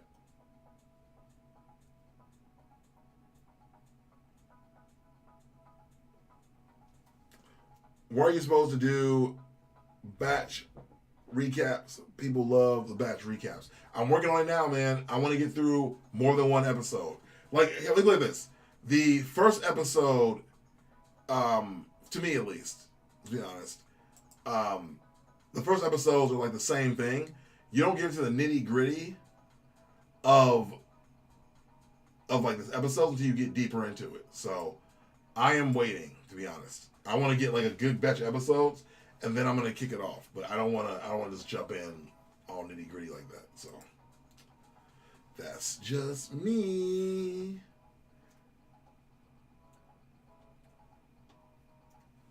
Yeah, I believe the anti-social shirts. I believe that.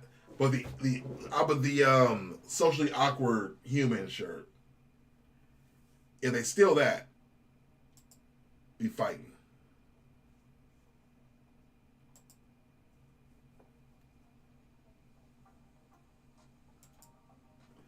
First episode, you're supposed to give your early reaction to the girls. No, I don't like doing that because I'll be honest with you, I hate that because this is just me, my opinion. I hate that because you don't get to know most of the girls, and they have too many girls on the show. Once they weed out the girls, and I feel good doing that. I don't know. I just hate. I really do hate it. I really do hate, like with a passion. I really do hate when you judge the girls before you get to know them. Is that weird? Am I weird for that? I might be. All right. Let me change out to nerdgeekculture.com. Store editor. Cause I'm like you don't know these girls yet. Like I don't know enough about these girls to really judge them. And in fact, when I watch it live, you're just like, yo, that's my favorite person. Like, I'll tell you who my front runner is, but who I think is gonna actually win. My front runner is Bailey. I think Bailey is fly as F, bro. Like, Bailey is gorgeous. If I was running that show, Bailey would be number one. Straight up, no cap.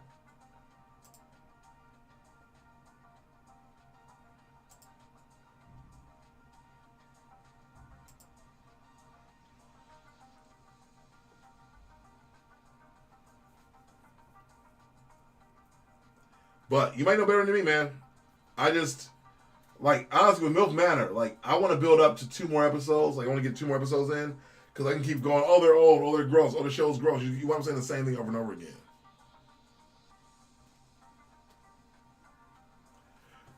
Oh, I know. I just for me the content I want to do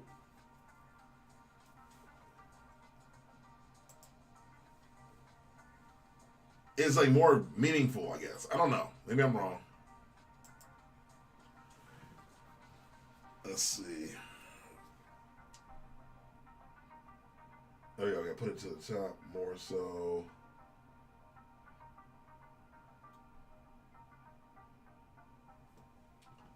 All right. I think that's good. But I do appreciate it, man. I appreciate the insight. I just, me personally, I'd rather do it my way, which may not be successful. We'll see. Because I think what happens is too, if you do a really good job with that version of the video, then when you do the other versions, people are like, "Oh, this isn't the same thing." Ugh. But I don't know. I had a good time watching the show with my friends that one night when I watched it with everybody. Funny enough, I am going to another bachelor watch party, and I'm so excited. I know that you make fun of me for watching it and going to the watch parties, but bruh, it's pretty dope. It's pretty dope. I'm pretty happy. Let's see. I'm gonna make this my banner real quick.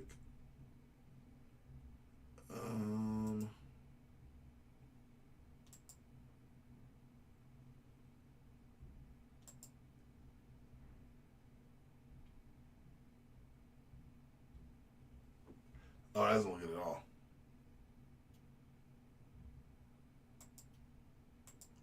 Let's see.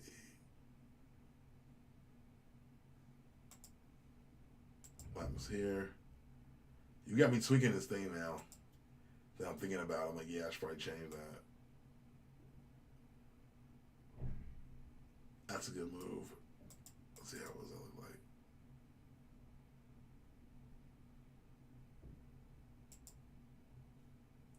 I see. Oh, my music died. Woof. Sorry, guys. Gotta be ready. There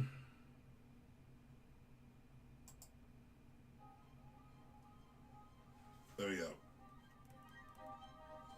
We got the new music in the building. It's your boy,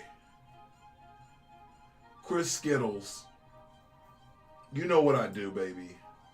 When I cook, I cook. When I clean, I clean. When I'm happy, I'm happy. But your best friend's gonna be the one to make everybody sappy. Let's do it.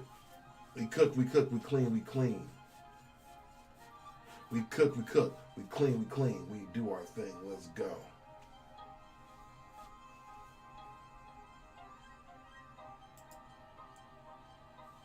Store editor. Are they up there? Navigation bar. Hero banner. That's what we wanted. Let's see what happens when I do this.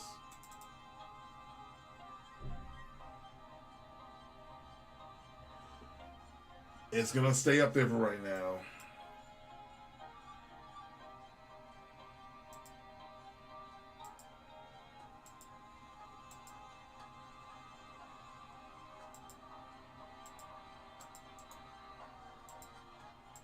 If you believe in yourself, and you believe in your dreams, you believe in everything you want to believe in, we're back here, baby. We're doing our thing. We've got a big sale going. Kiss Me, I'm Blackish. It's the shirt you want, the shirt you need, the shirt the streets have been begging for since day one. You want to get catfished, baby? You want to get hurt? You want to get amped up? You want to get ramped up? You want your life to be good? You know what it is. Do it. Welcome back. We are over here killing the game with nothing but fame and heroes in the yoga flame. Alright.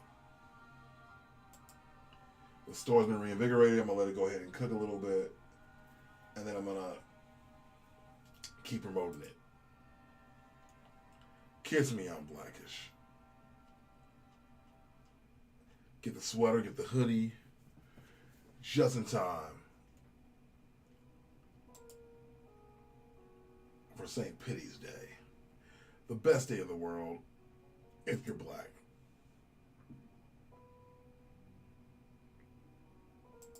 Oh, shoot. Whoops. I had a phone call I completely forgot about. Sorry, guys.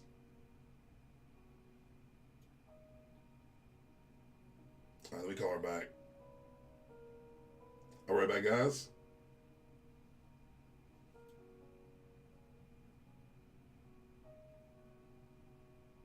Thank you for calling. We will now connect you. All right.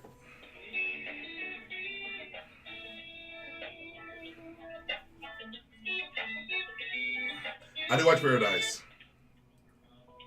Hello? Hi, this is May. Sorry? Yes, it's Chris. Chris Sanders. Sorry, I don't know why, but it kept sending your phone call to spam. But I saw the voicemail though, and it let me through. Sorry. No problem. Give me one moment. I'll put my headphones on. All right, cool. Okay, thank you.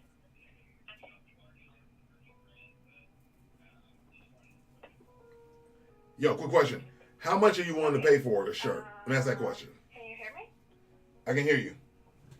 Awesome. Perfect. Thank you for calling me back, Chris. So yeah, is it still a good time? Yes, it's a good time. Okay, awesome. So yeah, Chris, I wanted to connect with you because we're a recruiting firm that specializes in contract assignments for the CPG space, so Okay. consumer packaged goods.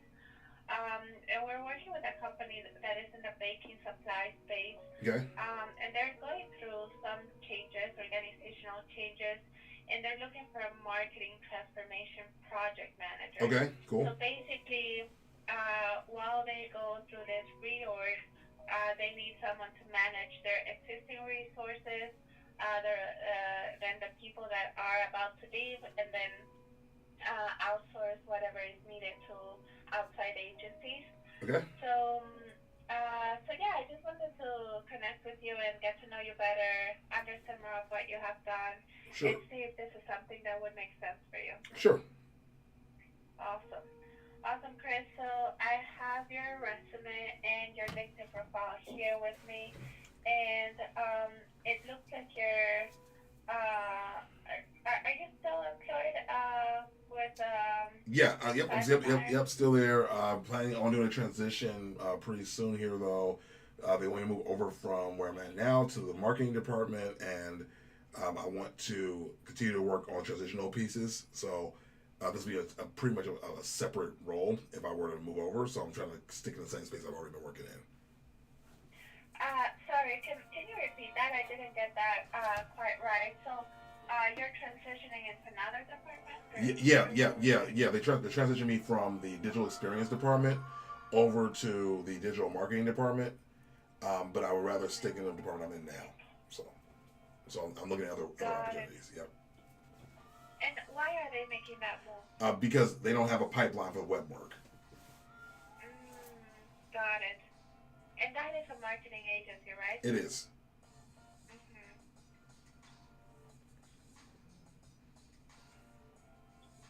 Got it. And what kind of clients have you been working with through them? Yeah, DFC, Delta Foster Company, as well as Hammermill, as well as items in the home builder space and pro builder space. Home builders and what builders, sorry? Home builder and pro builders. Pro builders, got it. Okay. Have you had the chance to work with any consumer packaged goods companies by chance? What kind? Consumer packaged goods, so anything like related to food and beverage manufacturing. Oh yeah.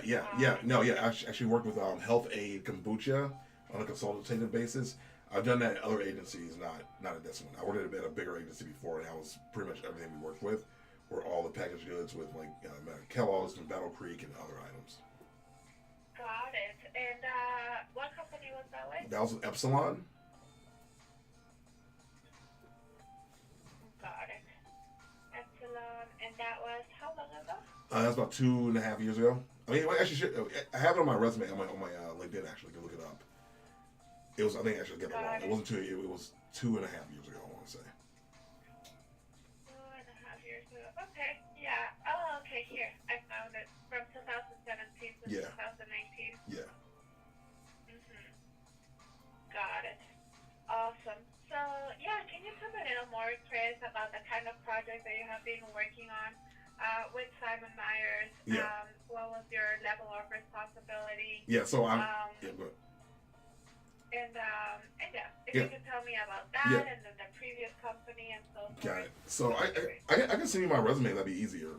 And I probably have more information I could probably pull out from that. To be completely honest. 'Cause I have a lot I've done. I just I don't know. It makes the most sense to go over all of it right now. But I can just see my resume. I have your resume. Yeah. It reads a lot of like digital marketing. Yeah. I know that you have been working as a project manager. Right. But it says like it speaks a lot of digital and IT. But Oh, you know. I want to. I want to understand. Go ahead. Keep going.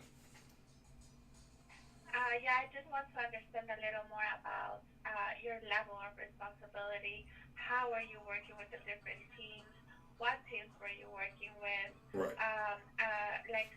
If you were doing any like client management or not. If you can Yeah. there's Sure. only so much that the resume can tell. But if Got you it. can tell me Yep. a little story about each experience, that would be really helpful. Okay, so that's gonna be a longer call than we probably have time for. Just because if you go from each experience, I've been in like 12 places. But I can say I'll give a rundown of it. So basically, I've been a leader. My most recent experience, I ran 2 departments. I was a scrum master, so I did the daily calls, wrote all the reports. I'll run a daily meeting with each team, make sure that everybody was moving and everything connected correctly between one department to the other, so everyone was communicating properly, as well as helping to build new initiatives, as well as build out processes. I introduced the teams to quality control.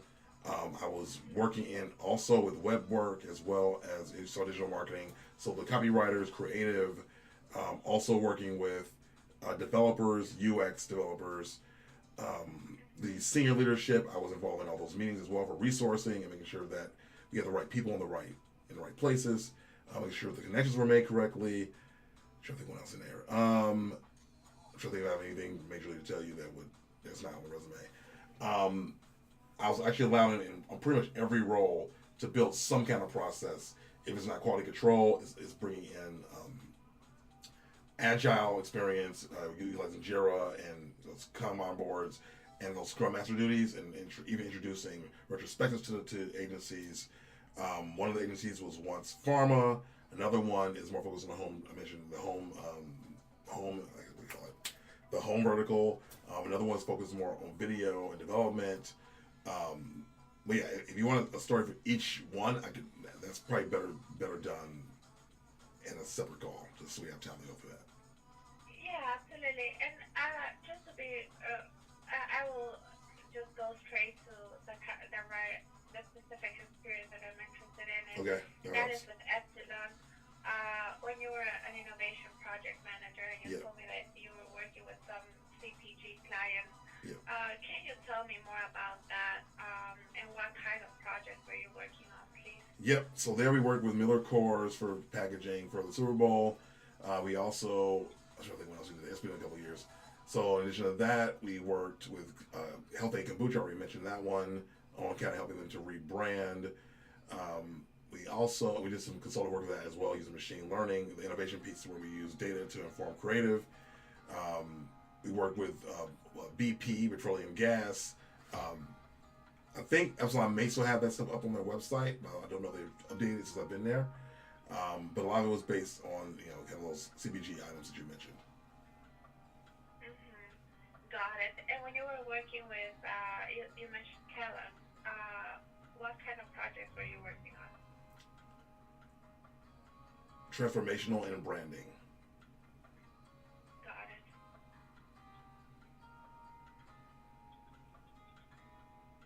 Got it. Okay.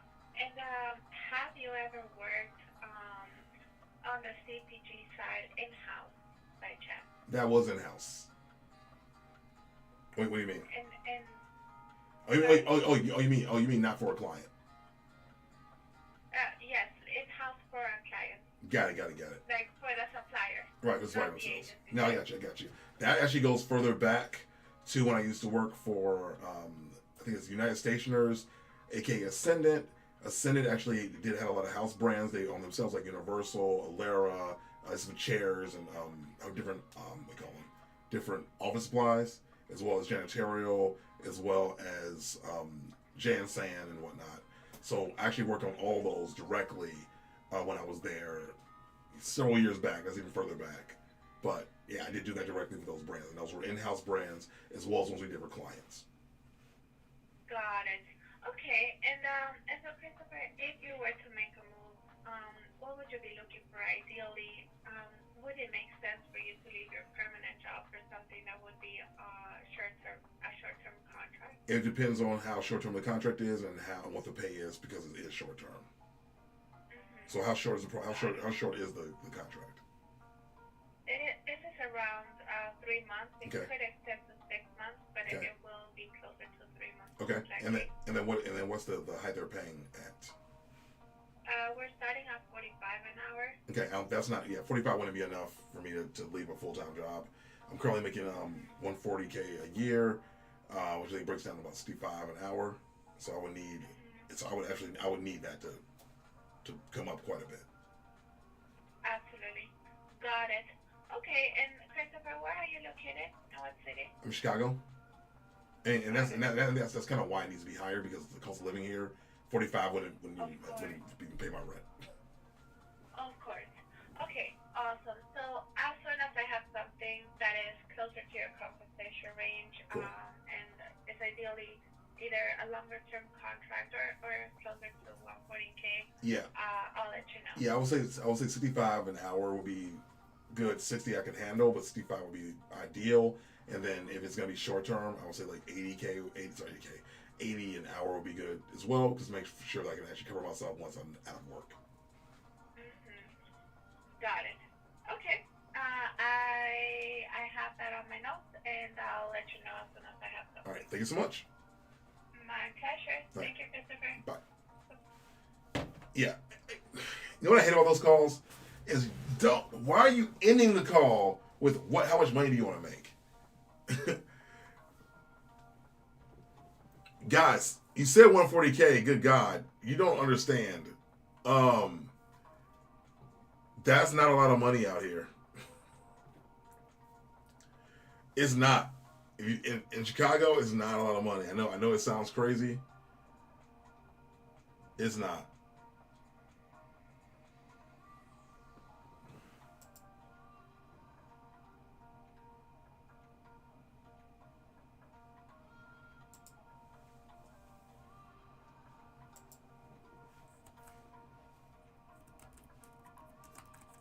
Like, I didn't pay my rent. Ain't no cap, bro. It's not no cap at all. Not out here.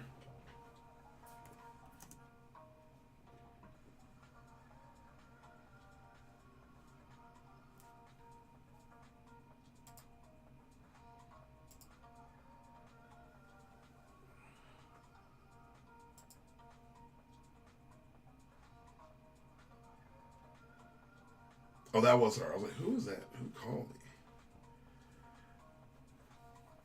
You bad with money, fam. No, I'm not. I'm pretty good with money, G. You did that well. I like how you kept control of it. Well, you know what it is? You kind of have to. Like, they will run all over you if you don't, and they'll try to push you in a place you don't want to be in. Like, and I know from experience already. I've done a lot of it, and like, it's like, okay, I don't have all the like stuff you're looking for. So then, why were you talking about this? You know what I mean?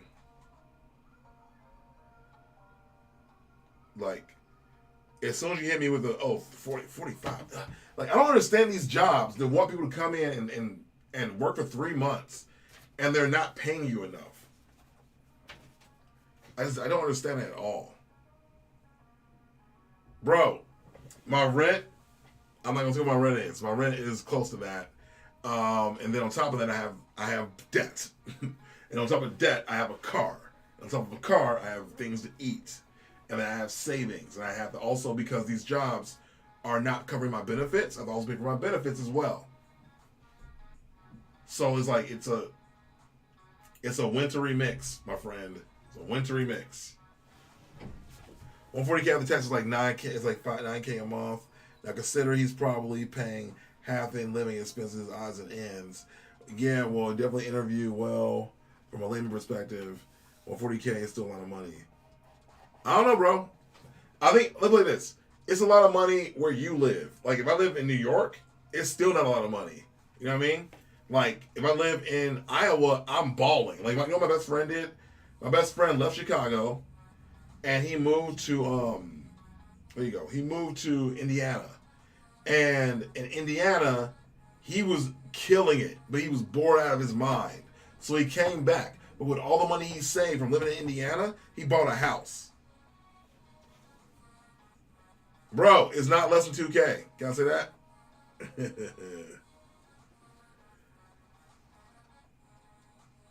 Biden not covering my loans. My loans are private, just so for the record.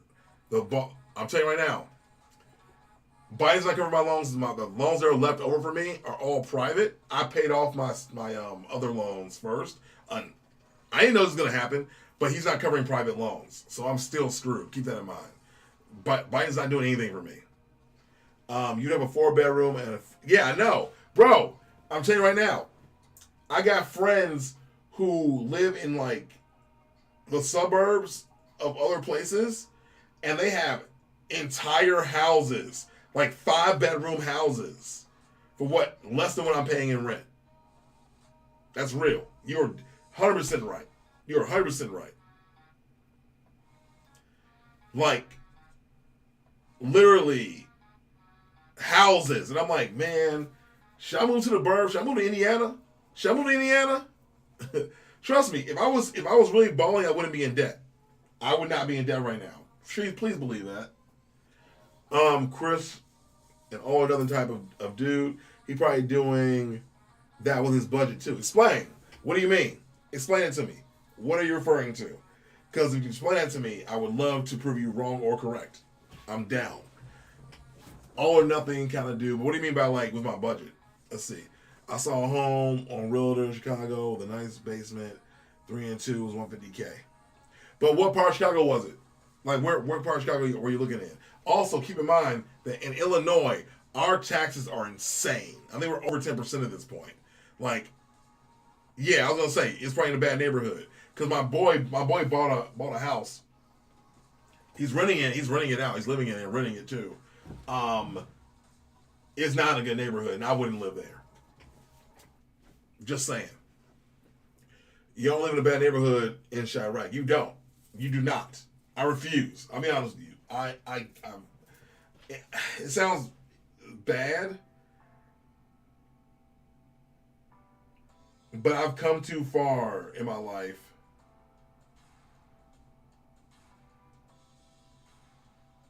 Oh, this job don't pay nothing, bro.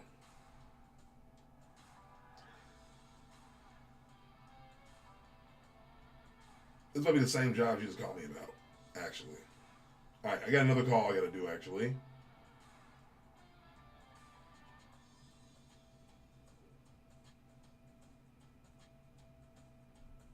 Oh, she's here. All right, I'm going to do this other call, guys. Here we go.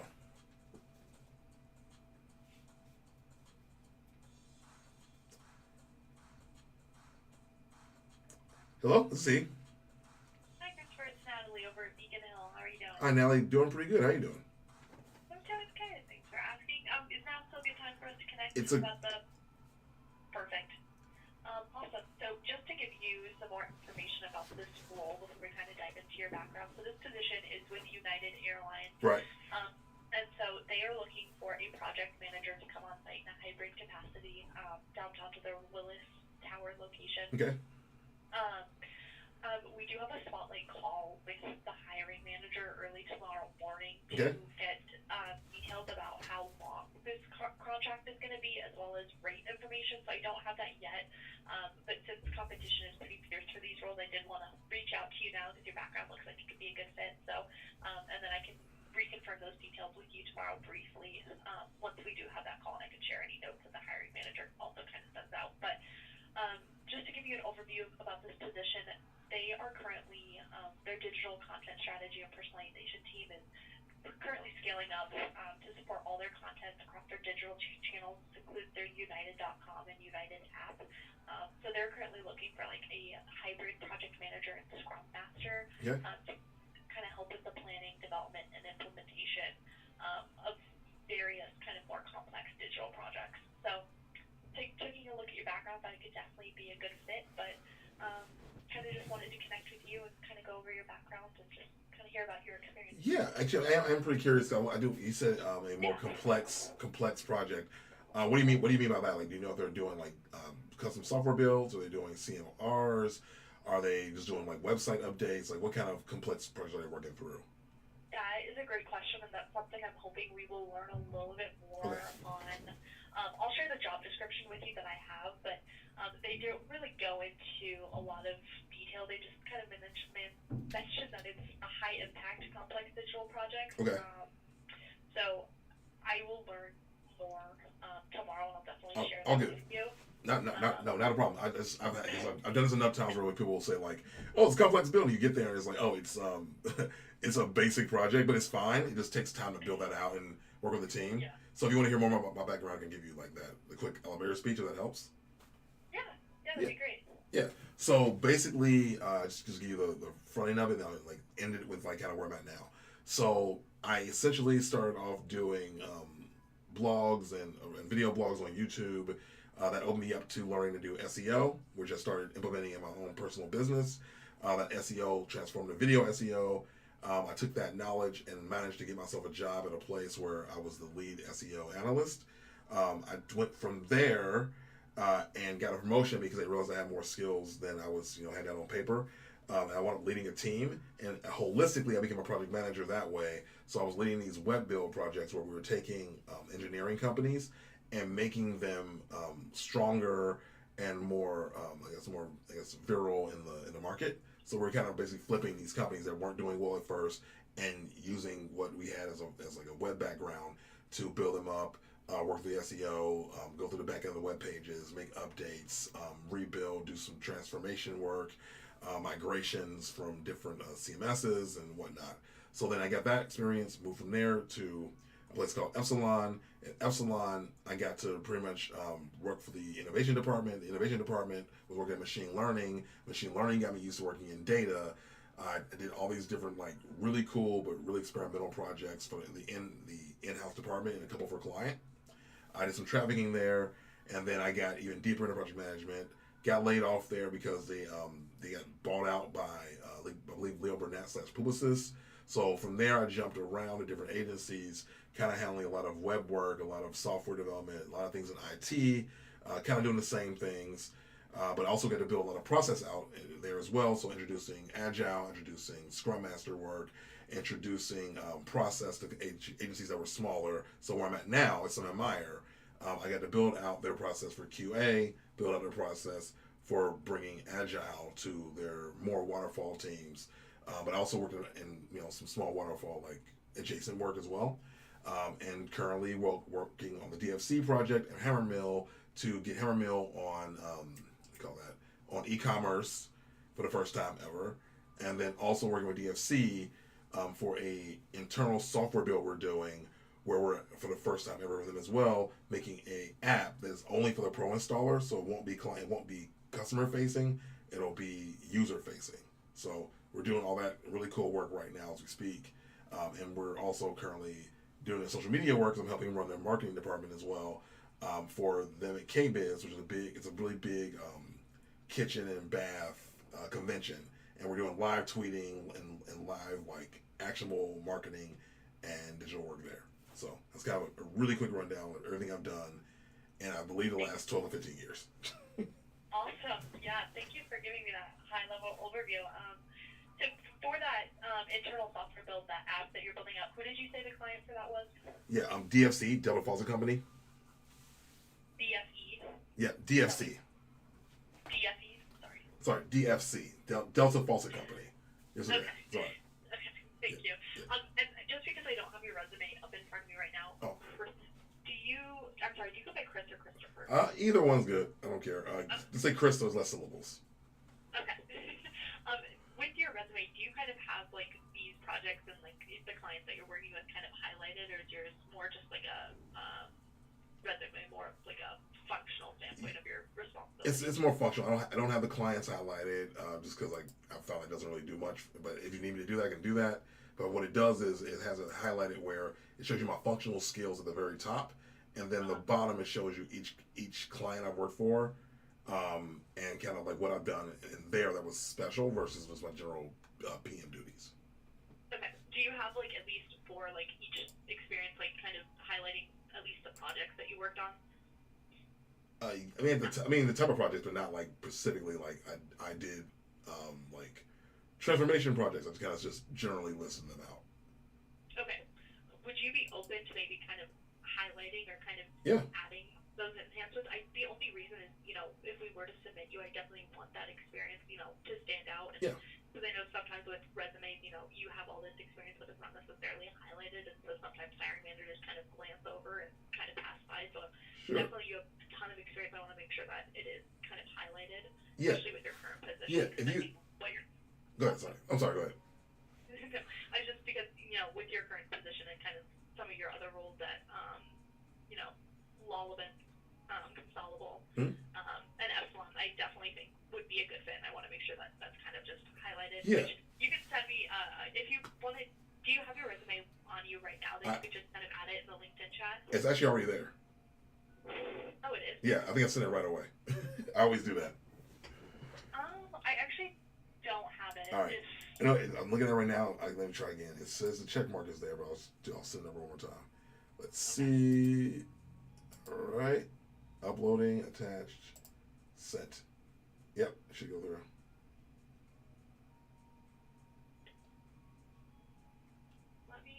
Let me refresh. Yeah. If not, I can email it to you. Okay.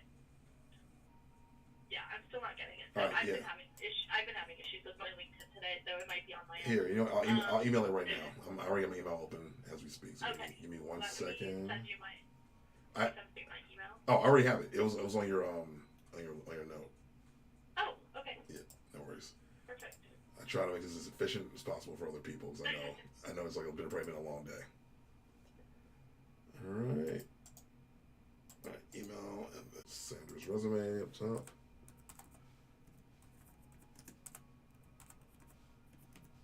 All right. There you go. Thank you. And it should be on the way. I didn't put it. All right, let me know you got it. All right, I will.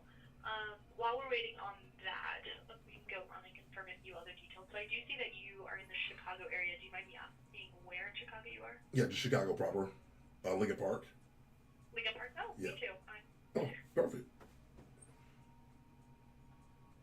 Awesome. So would you have any issues, coming on site? I don't know how often this person's going to be on site, but typically for most United roles, about 2 days a week, 1 to 2. Yeah, 1 and 2 is fine. Yeah, probably like I said, like 2's probably my limit at this point. Okay.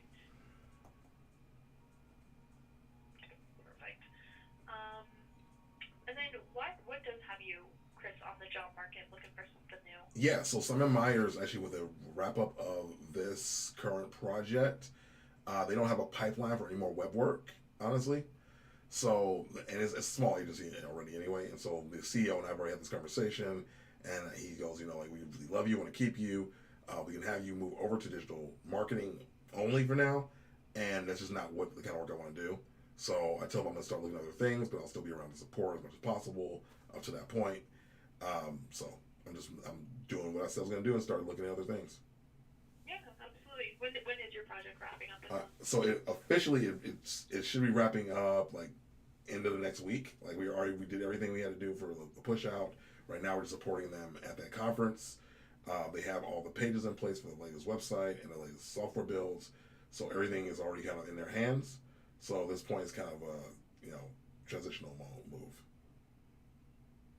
Okay. But yeah, it's on a go what's called week to week basis. So once I tell them that I'm good, I'm done. It's kind of done. Okay. Perfect. So with that, then, are you pretty active on the market right now? Do you have any final rounds going on, or where are you? I only have one final round of anything, but I haven't really been that active. I've been kind of passive because I was like, I want to make sure I pick the right things. I only have one final round happening, but they only had 2 rounds in their process. Okay. What is that final round going off this week, or has it already gone off? And you're just kind of waiting on feedback? I'm just waiting. I haven't heard anything yet, so I'm just waiting. Okay. Do you think you would, if they did extend an offer, you would take that position? I don't actually know because I don't know what the offer's going to be because I actually was like, it's another contract role, and I was like, I don't know if I want to do contract or not. And then they were like, well, we can potentially bring you on full time. So they're figuring that out. So it depends on what they come back with the contract role or a full time role. Okay. So you definitely have a preference for full time. I have a preference for it, but like if it's a good fit, like United sounds like it'd be a great opportunity. So just having that name on my resume would be great. So I would pretty much prioritize that over that need for full time. Yeah. Okay. And I know we don't have any information yet, but with your search, what do you typically market yourself at, or what are you looking for? 65 is still my minimum. I will take 60 if like it's a really good opportunity, but 65 is my minimum. Okay. Yeah.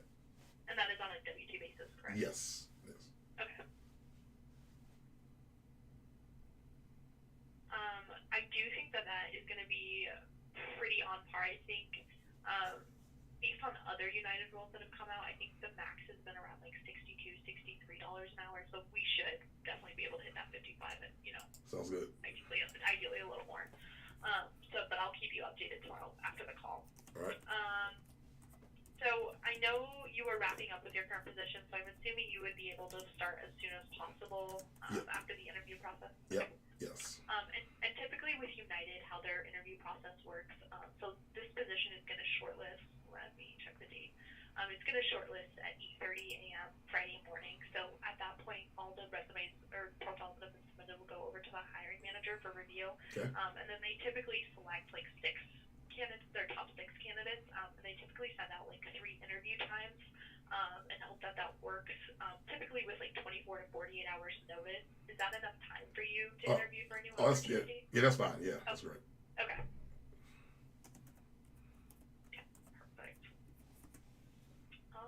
All right. Well, I definitely this would be a good fit, Christopher. I'm going to send over some information your way. One will be the job description, and then I'm also going to send over to get you submitted to United. They do require a right to represent form for all candidates. This just allows us. It just says that you allow us, Begin Hill Staffing Group, to represent you to United. And this form is going to come from getaccept.com. It's our e-signature site, and it'll take about 10 seconds for you to sign, but it's just something that I will need to get you submitted. So the sooner you can get that signed and out of the way, that'd be great. And then just so I can get all submittal details now, so then that way we can just have a brief call about any changes or confirm rate and the length. They do require first your work authorization status. Right. I'm a citizen, so that's fine. U.S. citizen. Okay. And then they require either your city of birth or the last 4 digits of your social security. Yeah, I'm born and raised here, so Chicago it is. Chicago. Okay. Yeah, and then yes.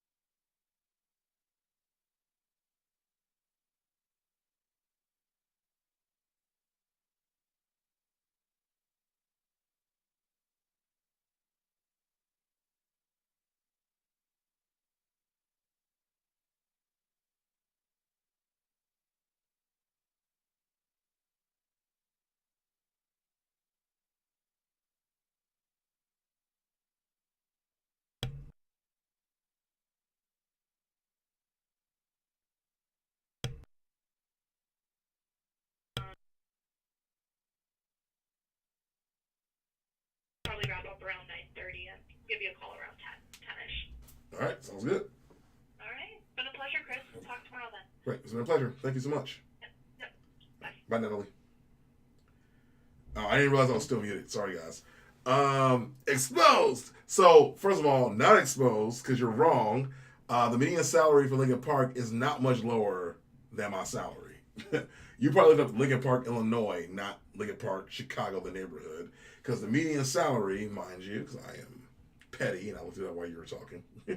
While she was talking and I was talking, I was like, you're not about to call me out. You're not about to get me, broski. Boom. First of all, the average annual household income in Lincoln Park is $191,000.363. As we're looking at it, and look, what does that say? The average household income is $191,000, bro. You not living out here for under 140. You got 171. I don't know how they're doing this. They gotta have roommates. They gotta have roommates. They gotta have roommates, or it's not happening. I live alone, so I'm paying the premium. That's just what it is. Just wanted you to know you were wrong. $191,363. You got the wrong one. Don't know what to tell you, but you're wrong. Suck it. Ooh. No, man. No, it's the right one. It's the right one. It's like Pepsi. It's the right one, baby. It's the right one, baby. It's the right one. Get it. Ain't no combined income. Who's combined income making that much money? All right. I got another call. Hello? Call from the Purple Sharpie. Oh. That's cool. Oh, she hung up. Dang it. I wasn't ready. Oh, I answered that time.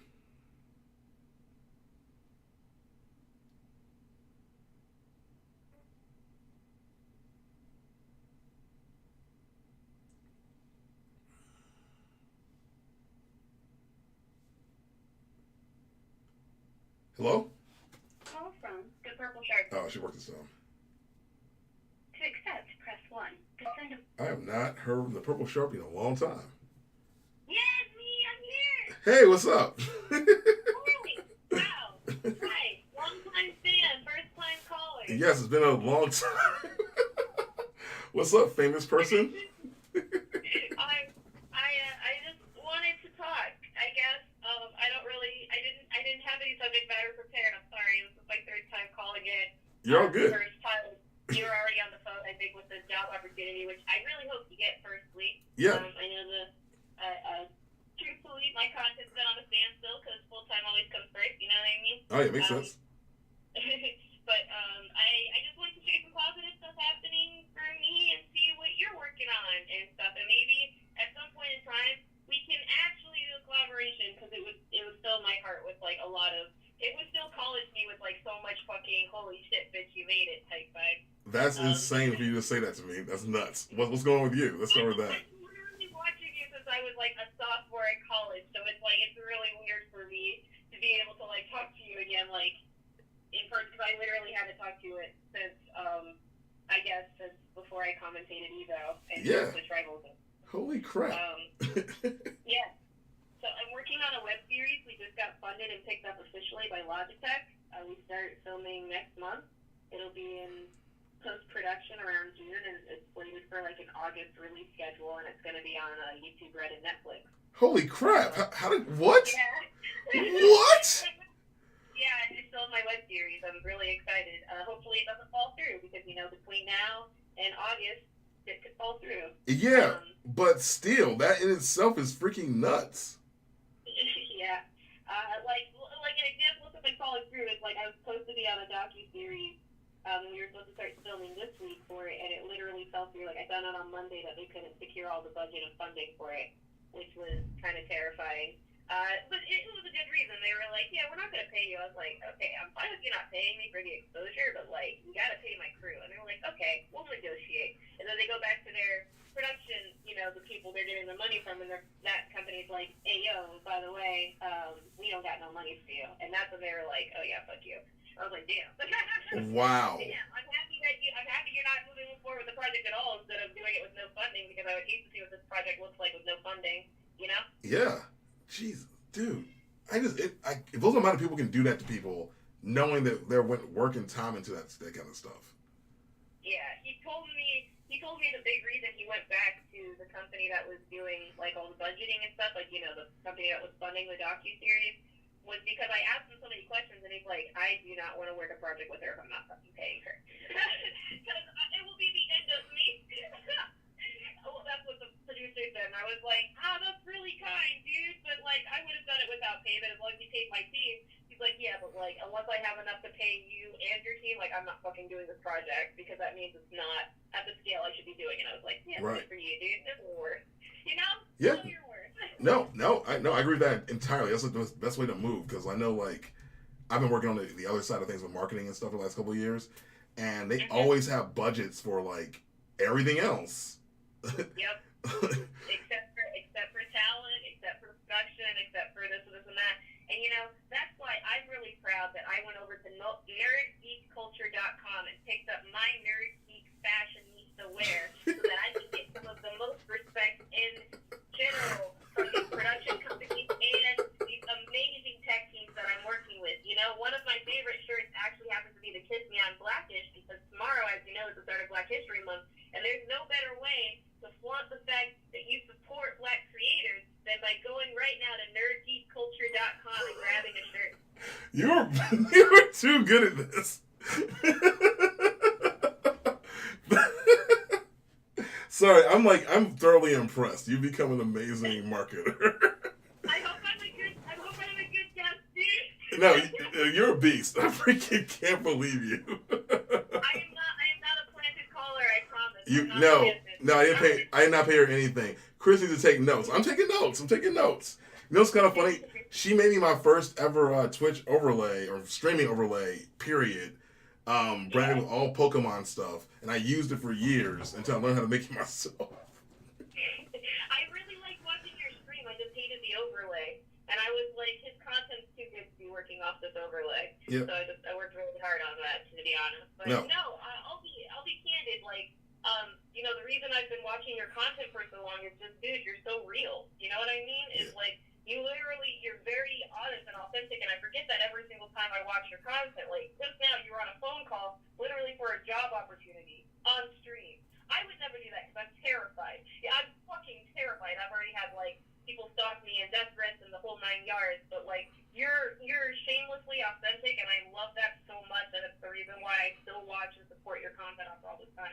I don't be on Twitter anymore, but, like, when you be posting on YouTube, and I also don't be on Twitch, but when you be posting on YouTube, or when you occasionally decide to upgrade your Instagram, even though you've forgotten apparently that it exists. Yep. I've ignored it. I've ignored it. No, I decided to stop using Instagram, aside from Reels, just because I was like on it too much for no reason at all. Yeah, I'm actually currently like trying to do TikTok, so I'm making like animated baits on there. Because I'm like, I should probably do that. That makes sense, because they have an entire audience. And actually another person that used to follow me who's also like blown up themselves in that same realm. He's like, yo, I'll help you out. I'll use support. I'll tell you what to do. So I'm following his lead and like making the content around the way he told me to make it. And it's actually doing decently well. So I just want to see you happy, dude. You know what I mean? I feel like with all of your content, the only thing you keep forgetting is that everyone just wants you to feel like your life is being fulfilled and feel like you're happy, That's why I started watching you. Well, I started watching it first because I was like a person with literally absolutely no, in any way, shape, or form, people skills outside of my small group. And then I felt like when I was watching you, I got better skills on how to communicate to people and how to move forward, especially through content, while being authentic. But like, as long as I see content with you and you're like smiling and happy and you look as though like you're genuinely enjoying what you're doing, I always come back to it. You know what I mean? Yeah. And I wanted to give you that word of advice, because I know it's probably been really tough for you, just like pushing yourself out there on the voice. I know everybody just sees the numbers of subscribers and like assumes you're doing well, but I know it's hard out here. Yeah. And I hope you're taking care of yourself and preparing for your big blow up part 2. I appreciate that. Yeah, I need to hear that. You're like the second person actually in the last month or so to say something very similar. And also like people saying like like I always watched you because you were always very authentic and real and open. And I think that it's been hard to figure out how to do on these platforms, but I think other people have done it. I just kind of got stuck in a rut of what I knew how it worked before, and now it's changed because I'm old, Yeah. and I haven't figured out how to like pivot the correct way, and I quite haven't even gotten that down. Candidly, you have everything that it takes. The thing that you're missing is the thing that blew you up in the first place. Is you're chasing this algorithm. Everyone else is just chasing their happiness. The reason all of this stuff is happening for me is not because I'm chasing an algorithm. It's because I'm literally making what makes me happy, and people happen to gravitate towards that. And when people gravitate towards that, they're like, "Oh, she's not just trying to do this shit for money." You know, the minute I started getting fucked up is when I started chasing the money and the algorithm. Right. That's what's getting fucked up. You know, my YouTube right now has it got 40,000 subscribers overnight. It grew up from 1,000 to 42,000. And then it started dropping. Now it's at 38,000, and I lose like fucking 90 a month or so, or 90 a week, or whatever the fuck, right? Right. I'm at 38,000. But I don't care because I'm creating content I want. When I was making content and I was working really hard on it, and I was only getting 100 or 200 views or 300 views, I was happy because I knew those 300 people were fans of me and knew what I was trying to make. I've gotten deals from companies to make shit that I know would go viral, that I know would go well, and when my video for like Among Us went viral, I got 6.6 million views. Right. I was immediately like, I don't like Among Us. I don't want to make Among Us content. Right. I'm not doing that. I don't care if my content blew up for that, if all these people are following me for that. I'm not making shit about that. And I'm not going to let these companies come over here and tell me I can work with them and do promotional deals. I'm not going to sign up for an esports board that feeds my numbers and tells me they can change my audience and do all this editing because it's not me. I worked this hard to find 1,000 people that like my humor, that like me, and like my production, and I would stay for those 1,000 people rather than sell out for fucking 100,000. Wow. You know? Yeah. And you have to remember that. You genuinely do. I cannot stress that enough. I have a full-time job. I'm really happy at my full-time job. Content's not going to pay my bills. It never will. But, like, the thing I want to remind you, over 15 years, dude. I started watching you literally in 2009,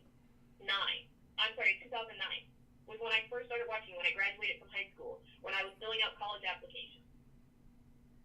Wow. And then I started actually responding to you and doing video responses when I was like a sophomore in college. And I keep watching your channel as you move all of that shit exclusively because you left that type of impression on me because you were you. Ever use teleport, motherfucker, bye.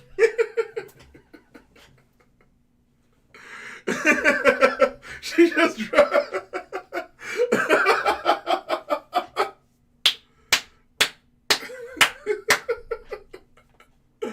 oh God. Yeah, I'm gonna laugh instead of cry. That was wow. I should clip that. Jeez. Someone needs to clip that. Someone needs to clip that. That wow. Ever used to for mother ever clip.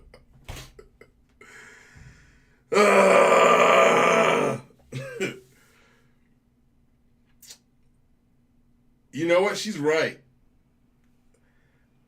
Love you. Thank you. No, she's right.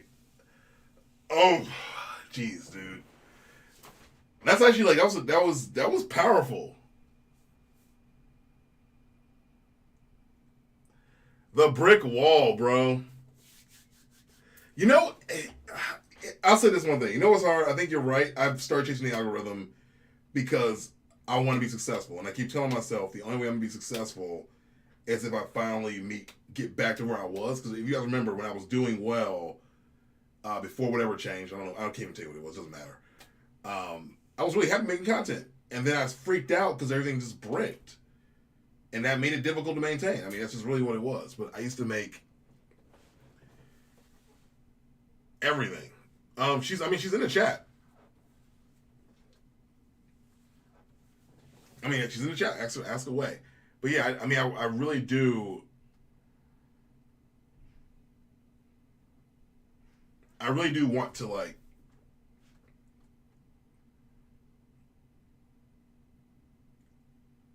get back to where I was before, where I was just making content that I love, because I love doing variety. You know what I mean? It's like right now, like I want to make MILF Manor content because I do like it, because it makes me laugh, right? Because my channel was originally supposed to be like a time capsule of my life, you know, and it's supposed to be like a time capsule of who I was, who I am, you know, what I want to do, what makes me laugh, what makes me happy. And I included like Pokemon and anime and all that stuff, right?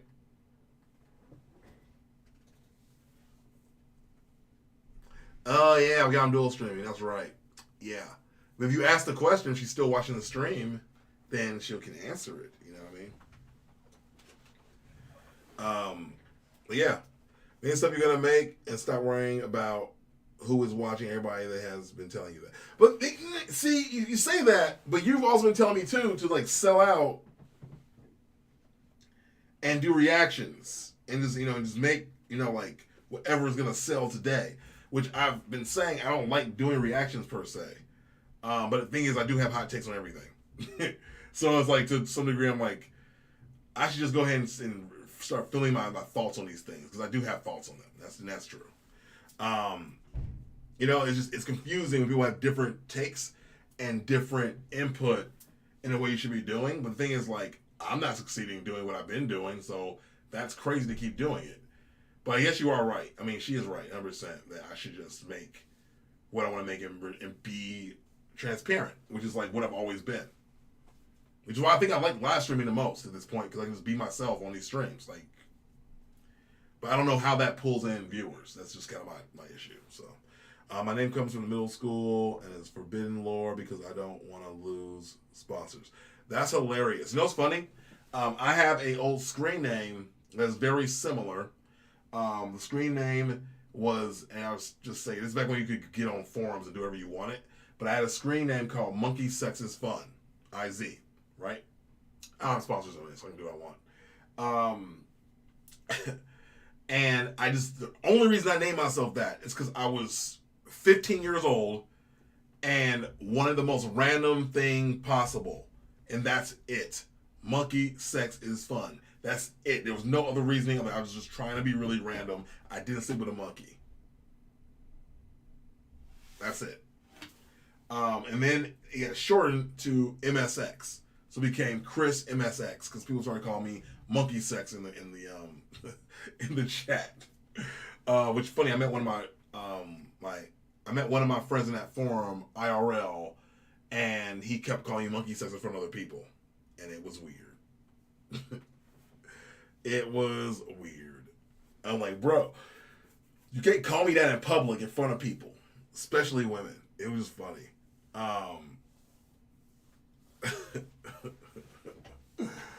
And that's the lore behind that name. But like, yeah. But so then for a long time, I would go by Chris MSX everywhere. I named myself Dayton Chris because it was the one of the fake names I used on the party line when I was younger. Bro! Party line! Oh my god! I used to go to the party line all the time. Like, all the time. like this would be a good video, actually. I'm making a note. Party line video. Party line video. I'm just going to make it. No one's going to watch it. No one's going to care, but I'm just going to do it. All right. So the party line, I had, oh my God.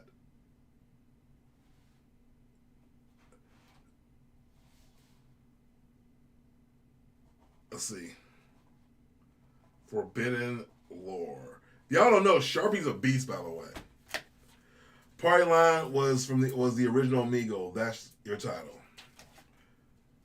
All right. Party line was though original Omegle. I will use that title and see what happens. Bro, your party line clip you dropped on Twitch last year. Only you. Yes, Throwback Thursday, story time about the party line at 3 a.m. The GW commercials. I mean, I think a lot about like what was it, BET Uncut. Even like that was stuff that was like, you were a little kid, you were like sitting there, or Skinamax. If you were Skinamax when you were like just a teenager, you shouldn't be looking at the Cinemax that late at night. Yeah. I mean, I guess I could do videos like that, and those will all be fun and great to make. And I wouldn't care about views because I'm happy I made them. All right, you give me a little bit of a boost. I feel good right now. This feels good. It feels good to think about. Like, how you get excited to make content. Like, I've had that with some stuff, but like this makes me excited to make it. Like, I cannot wait for the day I can take time to make that video. Which is I'm not working, so let's do it right now. Let's do it. God, it just feels good. I'm not gonna lie to you. So just dating this fake. Christopher is my real middle name. What? Stop trying to bring people in. Make the content you want. The people will come. Look at the life with Anthony. Do make content he wanted, and one of his vids hit. The people stayed. Yeah, I mean, there's a formula to it to some degree too, but yeah, you're right. I'm only saying that because I feel like my channel's half cursed. You know what I mean? That's the reason why I feel like that's part of my push. Like, I want something to boost me and get me there, but I also like know that I get bored with certain stuff. But you know what? Let's do that. Let's say this. Let's say February. I will only make, just because I'm already doing a bunch of stuff in February already. I'm continuing doing dry January in February, so I'm gonna continue not to drink, except for that one break I'm gonna take in for Mardi Gras. But otherwise, not gonna drink at all. I'm also gonna get back to working out. I've already started losing weight from not drinking, so I'm gonna continue to build on that by like adding in like some actual workouts. I stole P90X. I'm gonna do that. So let's just throw in on the mix. Let's just say while I'm already doing all the stuff. I'm just gonna go ahead and I'm going to only make videos I want to make, and I'm gonna try to push this freaking shirt as much as possible. I might save Sharpie's quotable there and do that. Hey, I'm telling you, Sharpie is probably one of the top 10 best people ever. Like I still remember actually briefly meeting her in an elevator. And it was funny and awkward, but also great at the same time. The party line was so much fun. That cool white dude voice that navigated you to the rooms, the multi-conversations, the pranks, the arguments, the flirting. It was fun. Yo, hey, I'm not gonna do it. I just said I'm gonna take what she said and directly quote it. No, I'm not gonna do it like. First of all, you are doubting me, sir. I am also good on my feet. I can also flip a line. Okay, let's not forget. I am good at that as well. First of all. But yeah, the party line was crazy. Like I had a character I would do in the chat rooms. I would go in the chat rooms. I won't lie to you. I did went in the dirty rooms. I did that for sure. Trying to meet a girl, and I was Chicken the Magical Pimp. That was a name I came up with and a character I would do repeatedly in the party line. Hey, what's up, y'all? It's basically, honestly, not gonna lie to you, it is the precursor to the Pokemon Gangsta Nerd. Now to think about it out loud. Same high pitched voice. I just said dirty stuff. But it was like, hey, y'all, what's up? It's Chicken the Magical Pimp. You know what it is. Yeah. And I would get girls on the line with me, and they were like laughing hysterically. One of them I went on a date with, and it was a disaster, but I went on a date though, and it worked. It was terrible. Hey, y'all, it's Chicken Man. Sorry, I can't do it anymore. My voice was definitely going to be higher pitched back then. Hey, y'all, what up? It's Chicken the Magical Pimp. You know what it is? Put some chicken on the right places. Yeah. I would always just say ridiculous stuff in there and get in the lines. And sometimes you get your friend on the line with you, and y'all would get on, and y'all would like tag team the girl, like tag team me, like, do you have any gas money? And it was so ridiculous. It was so funny. Yeah, I would get numbers too. I would go in and be serious. I would use my Black Planet. I'm writing that down too. We need a Black Planet video too. Y'all remember Black? You don't know Black Planet? It came back, but it's not the same. I made the most ridiculous account. It was MySpace and Facebook for Black people, but it was basically a reason to like let people know you were thick. One time I was on the line with a girl I went to school with. She was mad cute. I loved her, but yo, she recognized my voice off the bat. It was so awkward seeing her in person, bro. Afterwards, like I wound up meeting this girl that went to church with one of my friends from grammar school, and I was trying to be like, yeah, I know CJ, yeah, yeah, yeah, you know what I mean? And she's like, oh, CJ's a lame. And I'm like, oh, he ain't really my friend, you know, like one of those things, like from the sitcoms, but legit, it happened. Bro, Black Planet had mad chicks as well there. Yeah, she was throwing the pee at me, and I was so scared. Joe, I could probably tell you that I probably made some weird mistakes in there.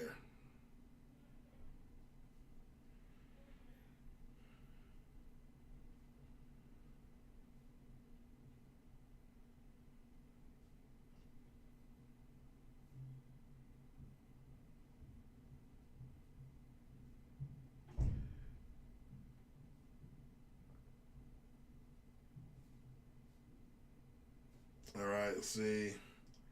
Afternoon, there's lunch from Quint. I'll give you a call. For New York Road. Oh, it was. I get it. He was calling it his time, 4 o'clock. Got it. Not for me. Alrighty then.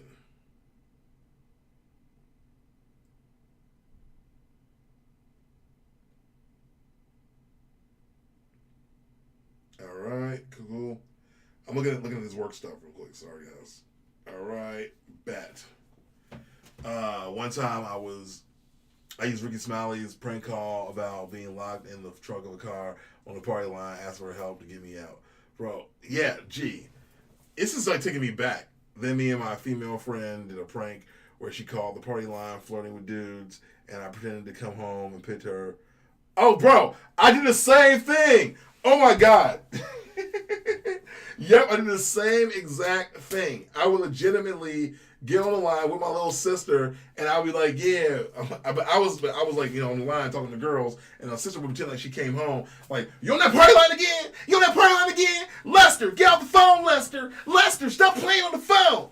I know you with them girls. I'm gonna shoot you, Lester." And then we would like fake her hitting me in the head, and then we go, "Ugh, that's right." And that someone called 911. It really did. Oh my gosh. Chris, what do you do to make 140K? I am a senior project manager with over 10 years in the game. Um, but I mean, I'll be real with you though. Those jobs are paying whatever you make where you're at, because they're stressful. So I think it's a good move to move into property management, because I mean, when I made a move to property management, my income went up like immensely. Like I jumped from making like 63 to like 83 with my first job, right? But the issue is that in this industry, it's very, very, very, very like volatile. So that's why you see I got like 3 W-2s right now, baby. 3 W-2s. I ain't showing no information, right? Yeah, cool. 3 W-2s. 3 of them. Because, you can lose your job, but the next one will pay more than the other one. Next one will pay more than the other one, or this one will pay about what you make. So you got to keep in mind, no matter what you do, you got to keep it moving no matter what. Bro, I hate it when dudes would send me messages on the private line. Yo, I would too. Or like you got your little mailbox going on. Like, man. Like, yeah. It was just different. All right, Nelly got back to me. Cool, cool. I mean, I really hope I get this other job. I do. But it is kind of nice that like now, like this week, I'm getting an influx of opportunities. Um, is the party line? I mean, the party line is gone, right? It's gone. I used to do it all the time. Like, I used to love the party line. I think the website's still up though.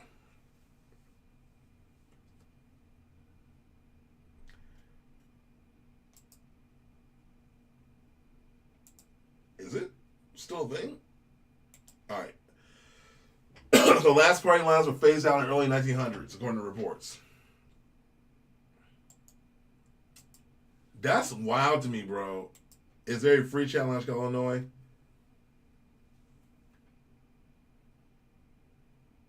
Still, I've assumed I would miss it. Not too much. You still here? Hey, listen. Bring back VR chat streams. I once pulled a model from there. You pulled a model from a party line? That sounds like Cat, bro. I believe you, but it sounds like Cat.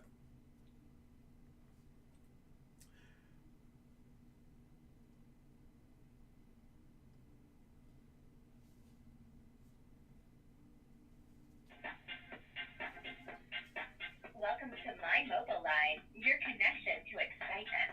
Make a real connection with live local singles in your area. Exchange messages and connect live with hundreds of hot callers. It's always real, always live, and always fun. You must be at least 18 years of age. In the final stage of an interview for 92K, No liability. the recruiter don't like me. Now get ready to have some real fun. I've had that before. Wait, where's the guy? Hi, you're here on the party line. Like that guy? My dang, that's sad. Guys, press 1 to talk to women. Women, press 2 to talk to guys. Please enter your 6-digit membership number.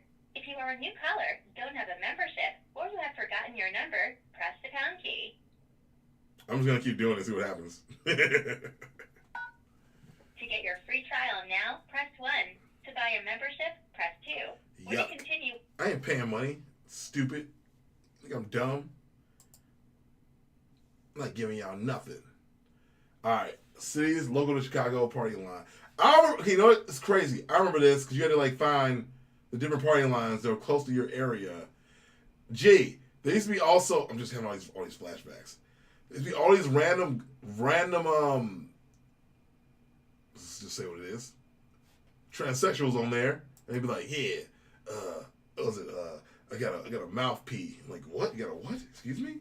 You have a what? Huh? There it is, talkie.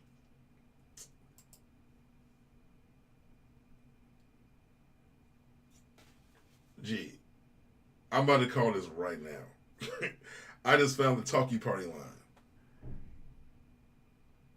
No, I swear she was light-skinned model in the city. She would go do rap covers with local rappers, you know, girls who were in thongs and CD cover. Yes, I know what that is.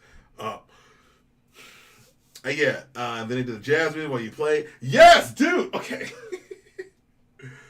Honestly, I might need you as a consultant for this video.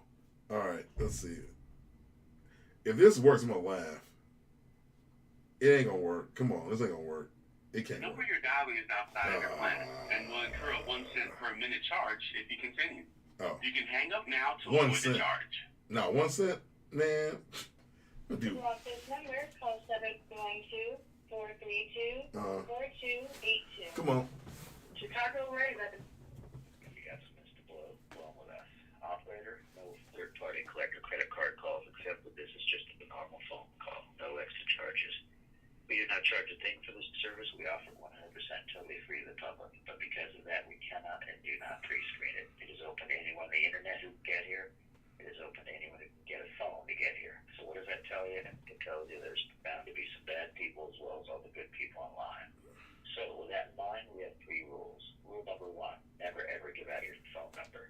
Rule number 2, never ever give out your name and address. It's worth $1. I don't care. It's worth $1. Why are those rules? Because all that is personal private information. I'm recording this video. A third party to invade your privacy.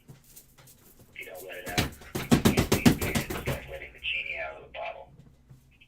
We designed this service to be used as a neutral forum where people can meet and confer without anybody having to be the first person to give out something private, such as a phone number. All right. Come on. Anyone on the internet outside the net who needs to meet and confer can now do so without extending that personal private info. Y'all don't know how crazy this is. Talkie.com, TALKEE.com, and if you're new to all this, you can go to our website, pull up a diagram of this program, and learn all the various shortcuts to get places. Okay. Or you can just listen to the prompts here and go by them. And remember, at all times, you can press 0 to get back to the main menu.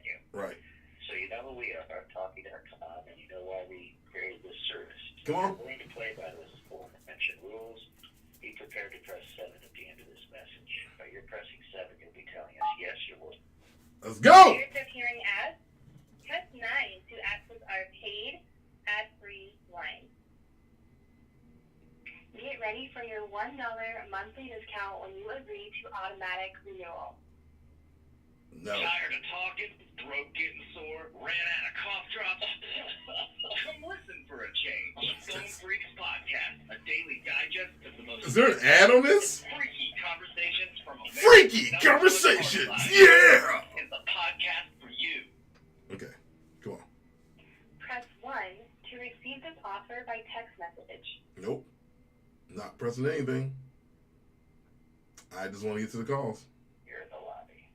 1 for the front room, 2 for the bullet board, 3 for CB, 4 for personal, 5 for voicemail, 7 for back rooms, 8 for locator, 9 for the directory.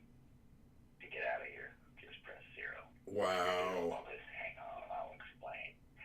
For the front rooms, of which there are 9 rooms, they're all live, 8 people per room. Just press 1. Once you're in those live rooms, there's a lot of features there. You can go backwards, forwards, up and down, and go to all the other live rooms very easily just by pressing digits. You'll have to listen to the instructions so you know how to use it. Oh my Once you know how to God. do that, you can zip around the Oh my screen very God. quickly. This is Just by crazy. pressing 1 digit and scoot around all 30 private rooms. For the bullet board, press 2. Bullet board's just a message where you can throw out a shout, put it, Right. record it, and everyone else will hear it. It plays last in, first out. For the CB, press 3. CB is actually a virtual chat, live personals feature where you record a message and everyone else and you two all listen to each other's messages at the same time. And when people like each other's messages, they can request to go one-on-one. The potential there is to hook up with someone who is actually online, but it does not work for you while you're offline. As soon as you hang up, it stops. 4 is the opposite of CB. 4 is the normal kind of personals where you record a message and you can come back a day or a week or a month later and check out your response. So it's the exact opposite of CB, which is choice 3. So if you want the normal kind of personals, just press 4. Voicemail is pressing 5. That is if you want to set up a mailbox and you can use that for all the various people you can get on the line. Just get a mailbox, and if you want to do that, just press 5. For the back rooms, press 7. The back rooms are just like the front rooms, but since they got so popular, we created another 20 of them. So if you want to go to a live room and the front rooms are all full, and you want to just take a little shortcut to the back rooms, just press 7. For the locator, press 8. Locator helps Right. you. Your personal code is 6, 7, 1. live room. If there's 9 here, just press 1 through 9. If you are new, I'll explain, and you can always interrupt. 1. 3. Be heard. What up, y'all? Hey, what up? What up? What up? What up? What up? What up? Truth will come out, man. What up? What up? The real truth is that Trump is the true president of the United States. What? Fuck a man, fuck a man, fuck a man, fuck a man. Don't need a man. I got me a check. America has more cheese than any other country in the world. Yeah, but we need to start taking this shit back, bro. Yeah, we need more cheese. Macho this motherfucker, bro. That's right. Too many dudes have got fucked over, bro. Too many dudes are fucking fucked over. This boy. Be on the lookout for our happy hour giveaway. Each hour, a handful Let me of out. lucky callers are given free membership for the entire duration of their call. Hey callers, are you running a small business and need some help taking your work to the next level? Maybe you want to launch a new brand, but Let you me don't know out. how to create logos or websites. No. I have to tell you about the network of professional freelancers. There's so many ads in this thing, man. All of the professionals at Fiverr are vetted. Bro, the fact that I can get on a party line in 2023 is crazy. I wonder where this dude is now. Like, has he feel knowing his voice is still being used? I wanted the same thing. Press 1 to receive this offer by text message. No offer. Happy birthday to you. Happy birthday to you. Happy birthday to the beautiful wifey. Hello? Make a wish, baby. I'm going hands up. Hello? Yay. Wait, hello? 1, 2. What? Repeat. 2 to skip. 3 to record. 9 for spam. 0 to video. Oh. Oh, I'm in the... Yeah, that's 1 to repeat that message. Okay. 2 to skip over it and continue listening. 3 to record. And 9 to report that that message is spam. Digan aquí algo a tu hija, vende, espere, Jairo, corre, rápido.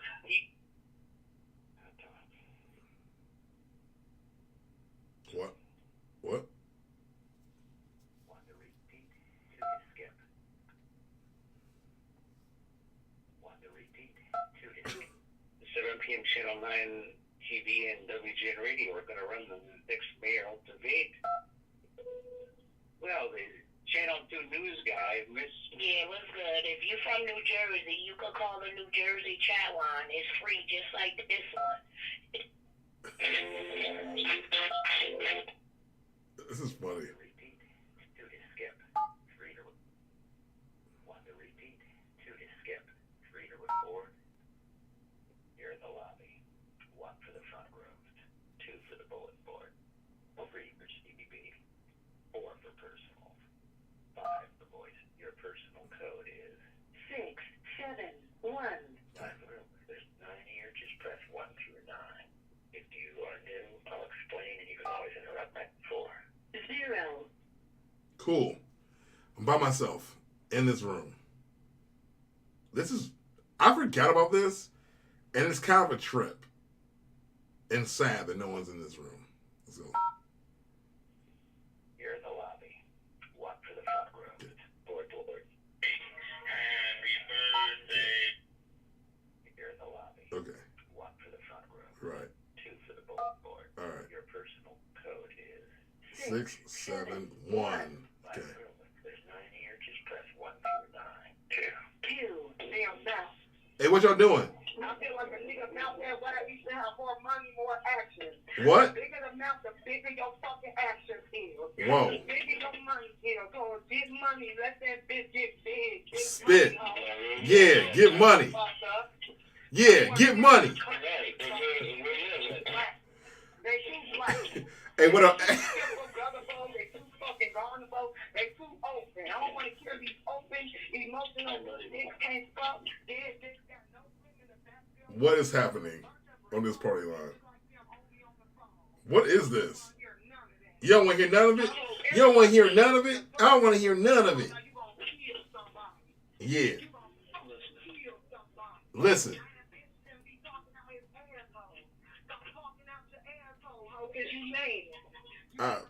If I wasn't demonetized now, I'll be monetized. All right.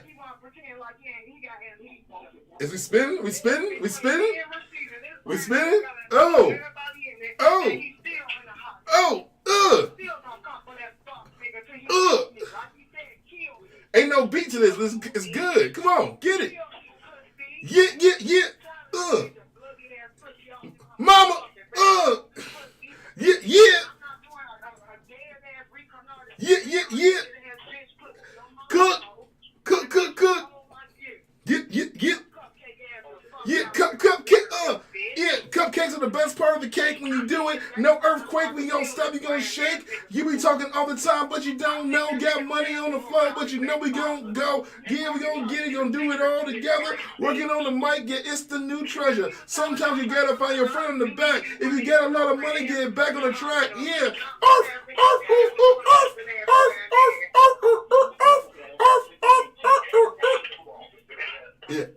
Yeah. You know we spit when we do it. We do what we do. And we on the mic. You know it's DJ Clue. I be talking all the time on the party line. Do my thing now. Y'all don't care about it now. She's still going. I don't know what's happening. This is weak, bro. Hang up. This is not the same party line that I grew up with. This is bad.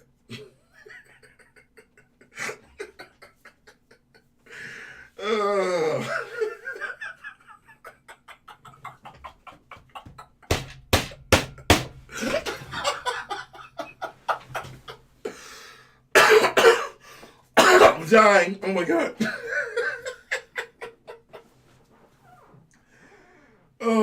magical. Oh, God. I'm calling that back. I'm sorry. Oh, I gotta do that again. I gotta do a whole, oh, my God. Oh, my God. Oh, wow. Oh, wow. Oh, wow. Wow. Wow.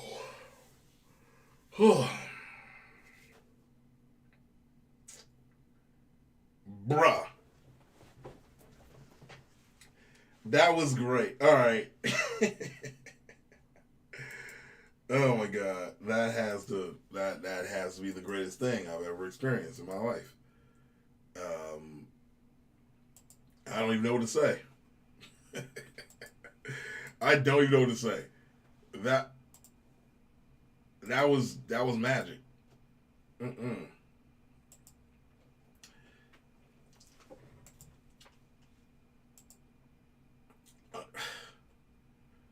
Bro, I am flabbergasted.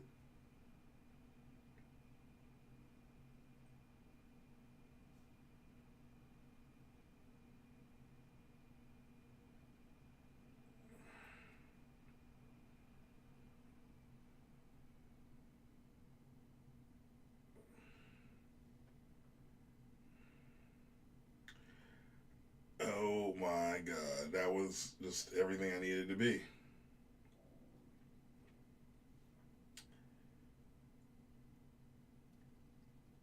Check your phone for a 4-digit code from Twitter.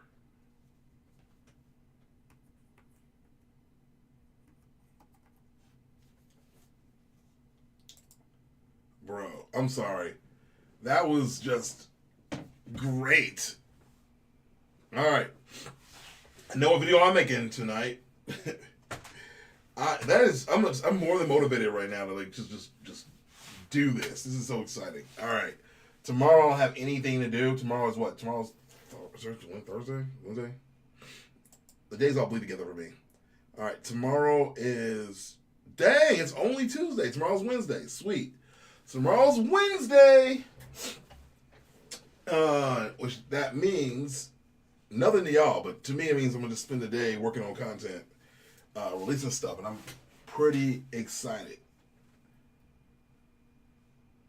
All right. Well, that's it, guys. I think I can kill the stream. I've been streaming long enough. That was phenomenal way to end this stream. Like, let's just say we had a stream where we had Sharpie show up.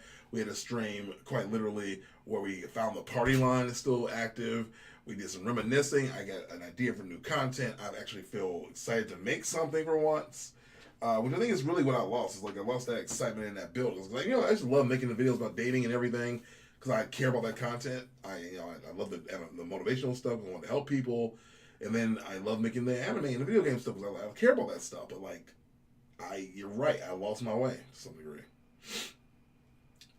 But we're here now, and that's all that matters. Thank you, everybody, for coming through. If you do want to support this video, and what better way to support Black History Month than to pick up a Kiss Me I'm Black Irish shirt. Rock it, baby. Rock it. Wear it in the streets. Let people know that you support black people. Let them know you support black skin. Let them know that you also support whatever black-ish means. You know what I'm saying? Like, at nerdgeekculture.com. Only thing left to do is to release public info, which I used to do on a regular basis. You know me. I gave my phone number on the stream. I showered on the stream before. I forgot I did that. Remember one time I showered on the stream because I could do it on my phone? I also found out you can now do Twitch IRL streams, which I knew were a thing, but I didn't do. You know what I'm saying? I'm pretty confident that I'm going to do one of those one day here with my clothes on. So I'm going to do it. All right. On that note, guys, I think I can peace out and feel good about everything I did here. The shirts are pricey, but I was going to ask you guys, what's a fair price? 'Cause I lowered the prices so that, I made as little money as possible. But really, I mean, it's I don't set the prices right now. So I am working on drop that. With another company to get the prices out at a different price though. So Yeah. I remember I had to poop, and I wasn't done streaming, so I brought you guys in the bathroom. Didn't show the ding ding, but I did, like sit down and I just pooped the whole time I was talking. That was also something I forgot that I did. Hilarious that I put the address to get to these streams on my resume. Actually, it was kind of funny. I meant to say this. I'll show you this before I leave. This is actually pretty exciting, actually. I was like, you know what? I was curious about my retention, rates on YouTube, like impression click through rate and all that stuff, right? I found like some really old streams that I have not watched yet, and I think it'd be really interesting to go back and watch some of the old streams from like way back in the day. Cause like, when streaming was like not normal, but when they released it and I was doing it constantly. I remember this when it first dropped. I was streaming quite literally everything. Like if it existed, if it happened, I streamed it.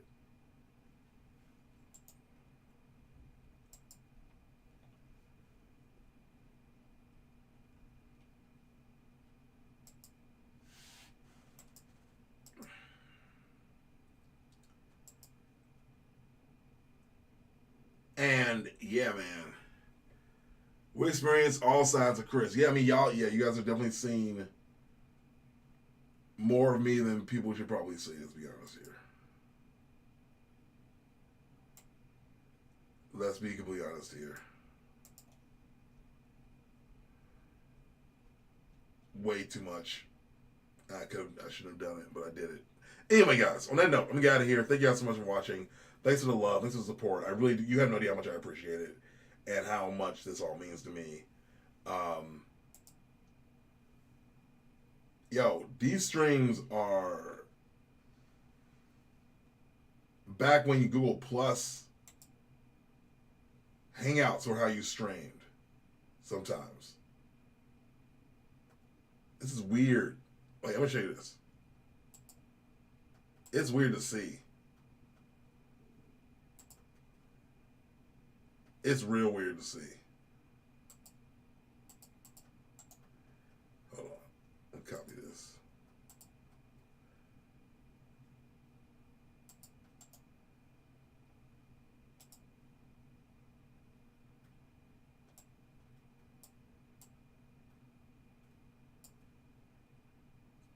Like, I feel like it's not even the same me.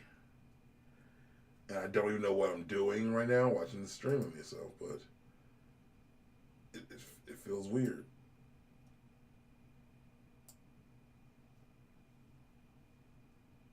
You'll see what I mean. It feels cursed.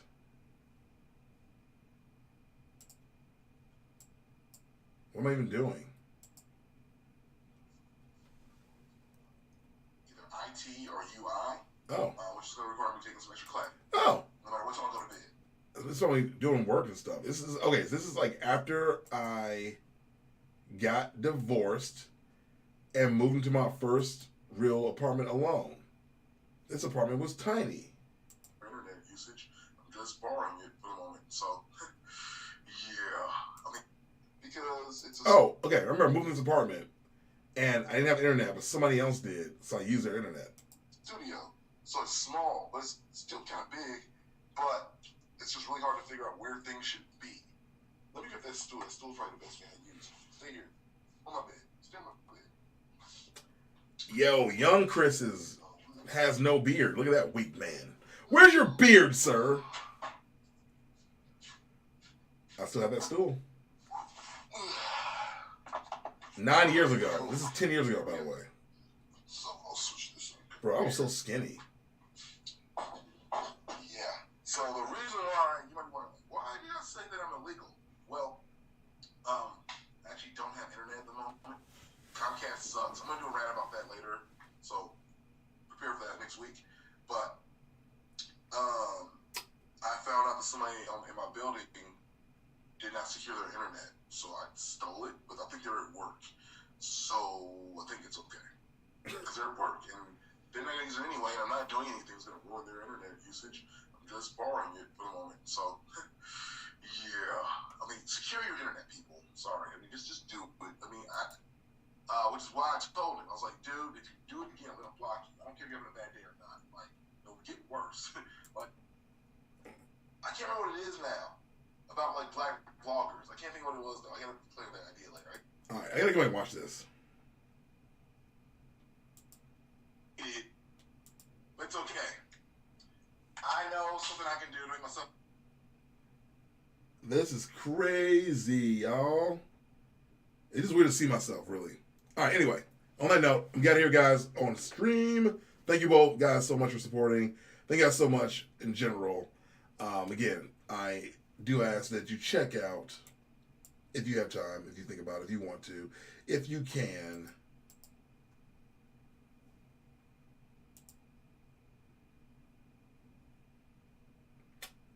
nerdgeekculture.com. Kiss me, I'm Black Irish. Thank you, guys. Peace.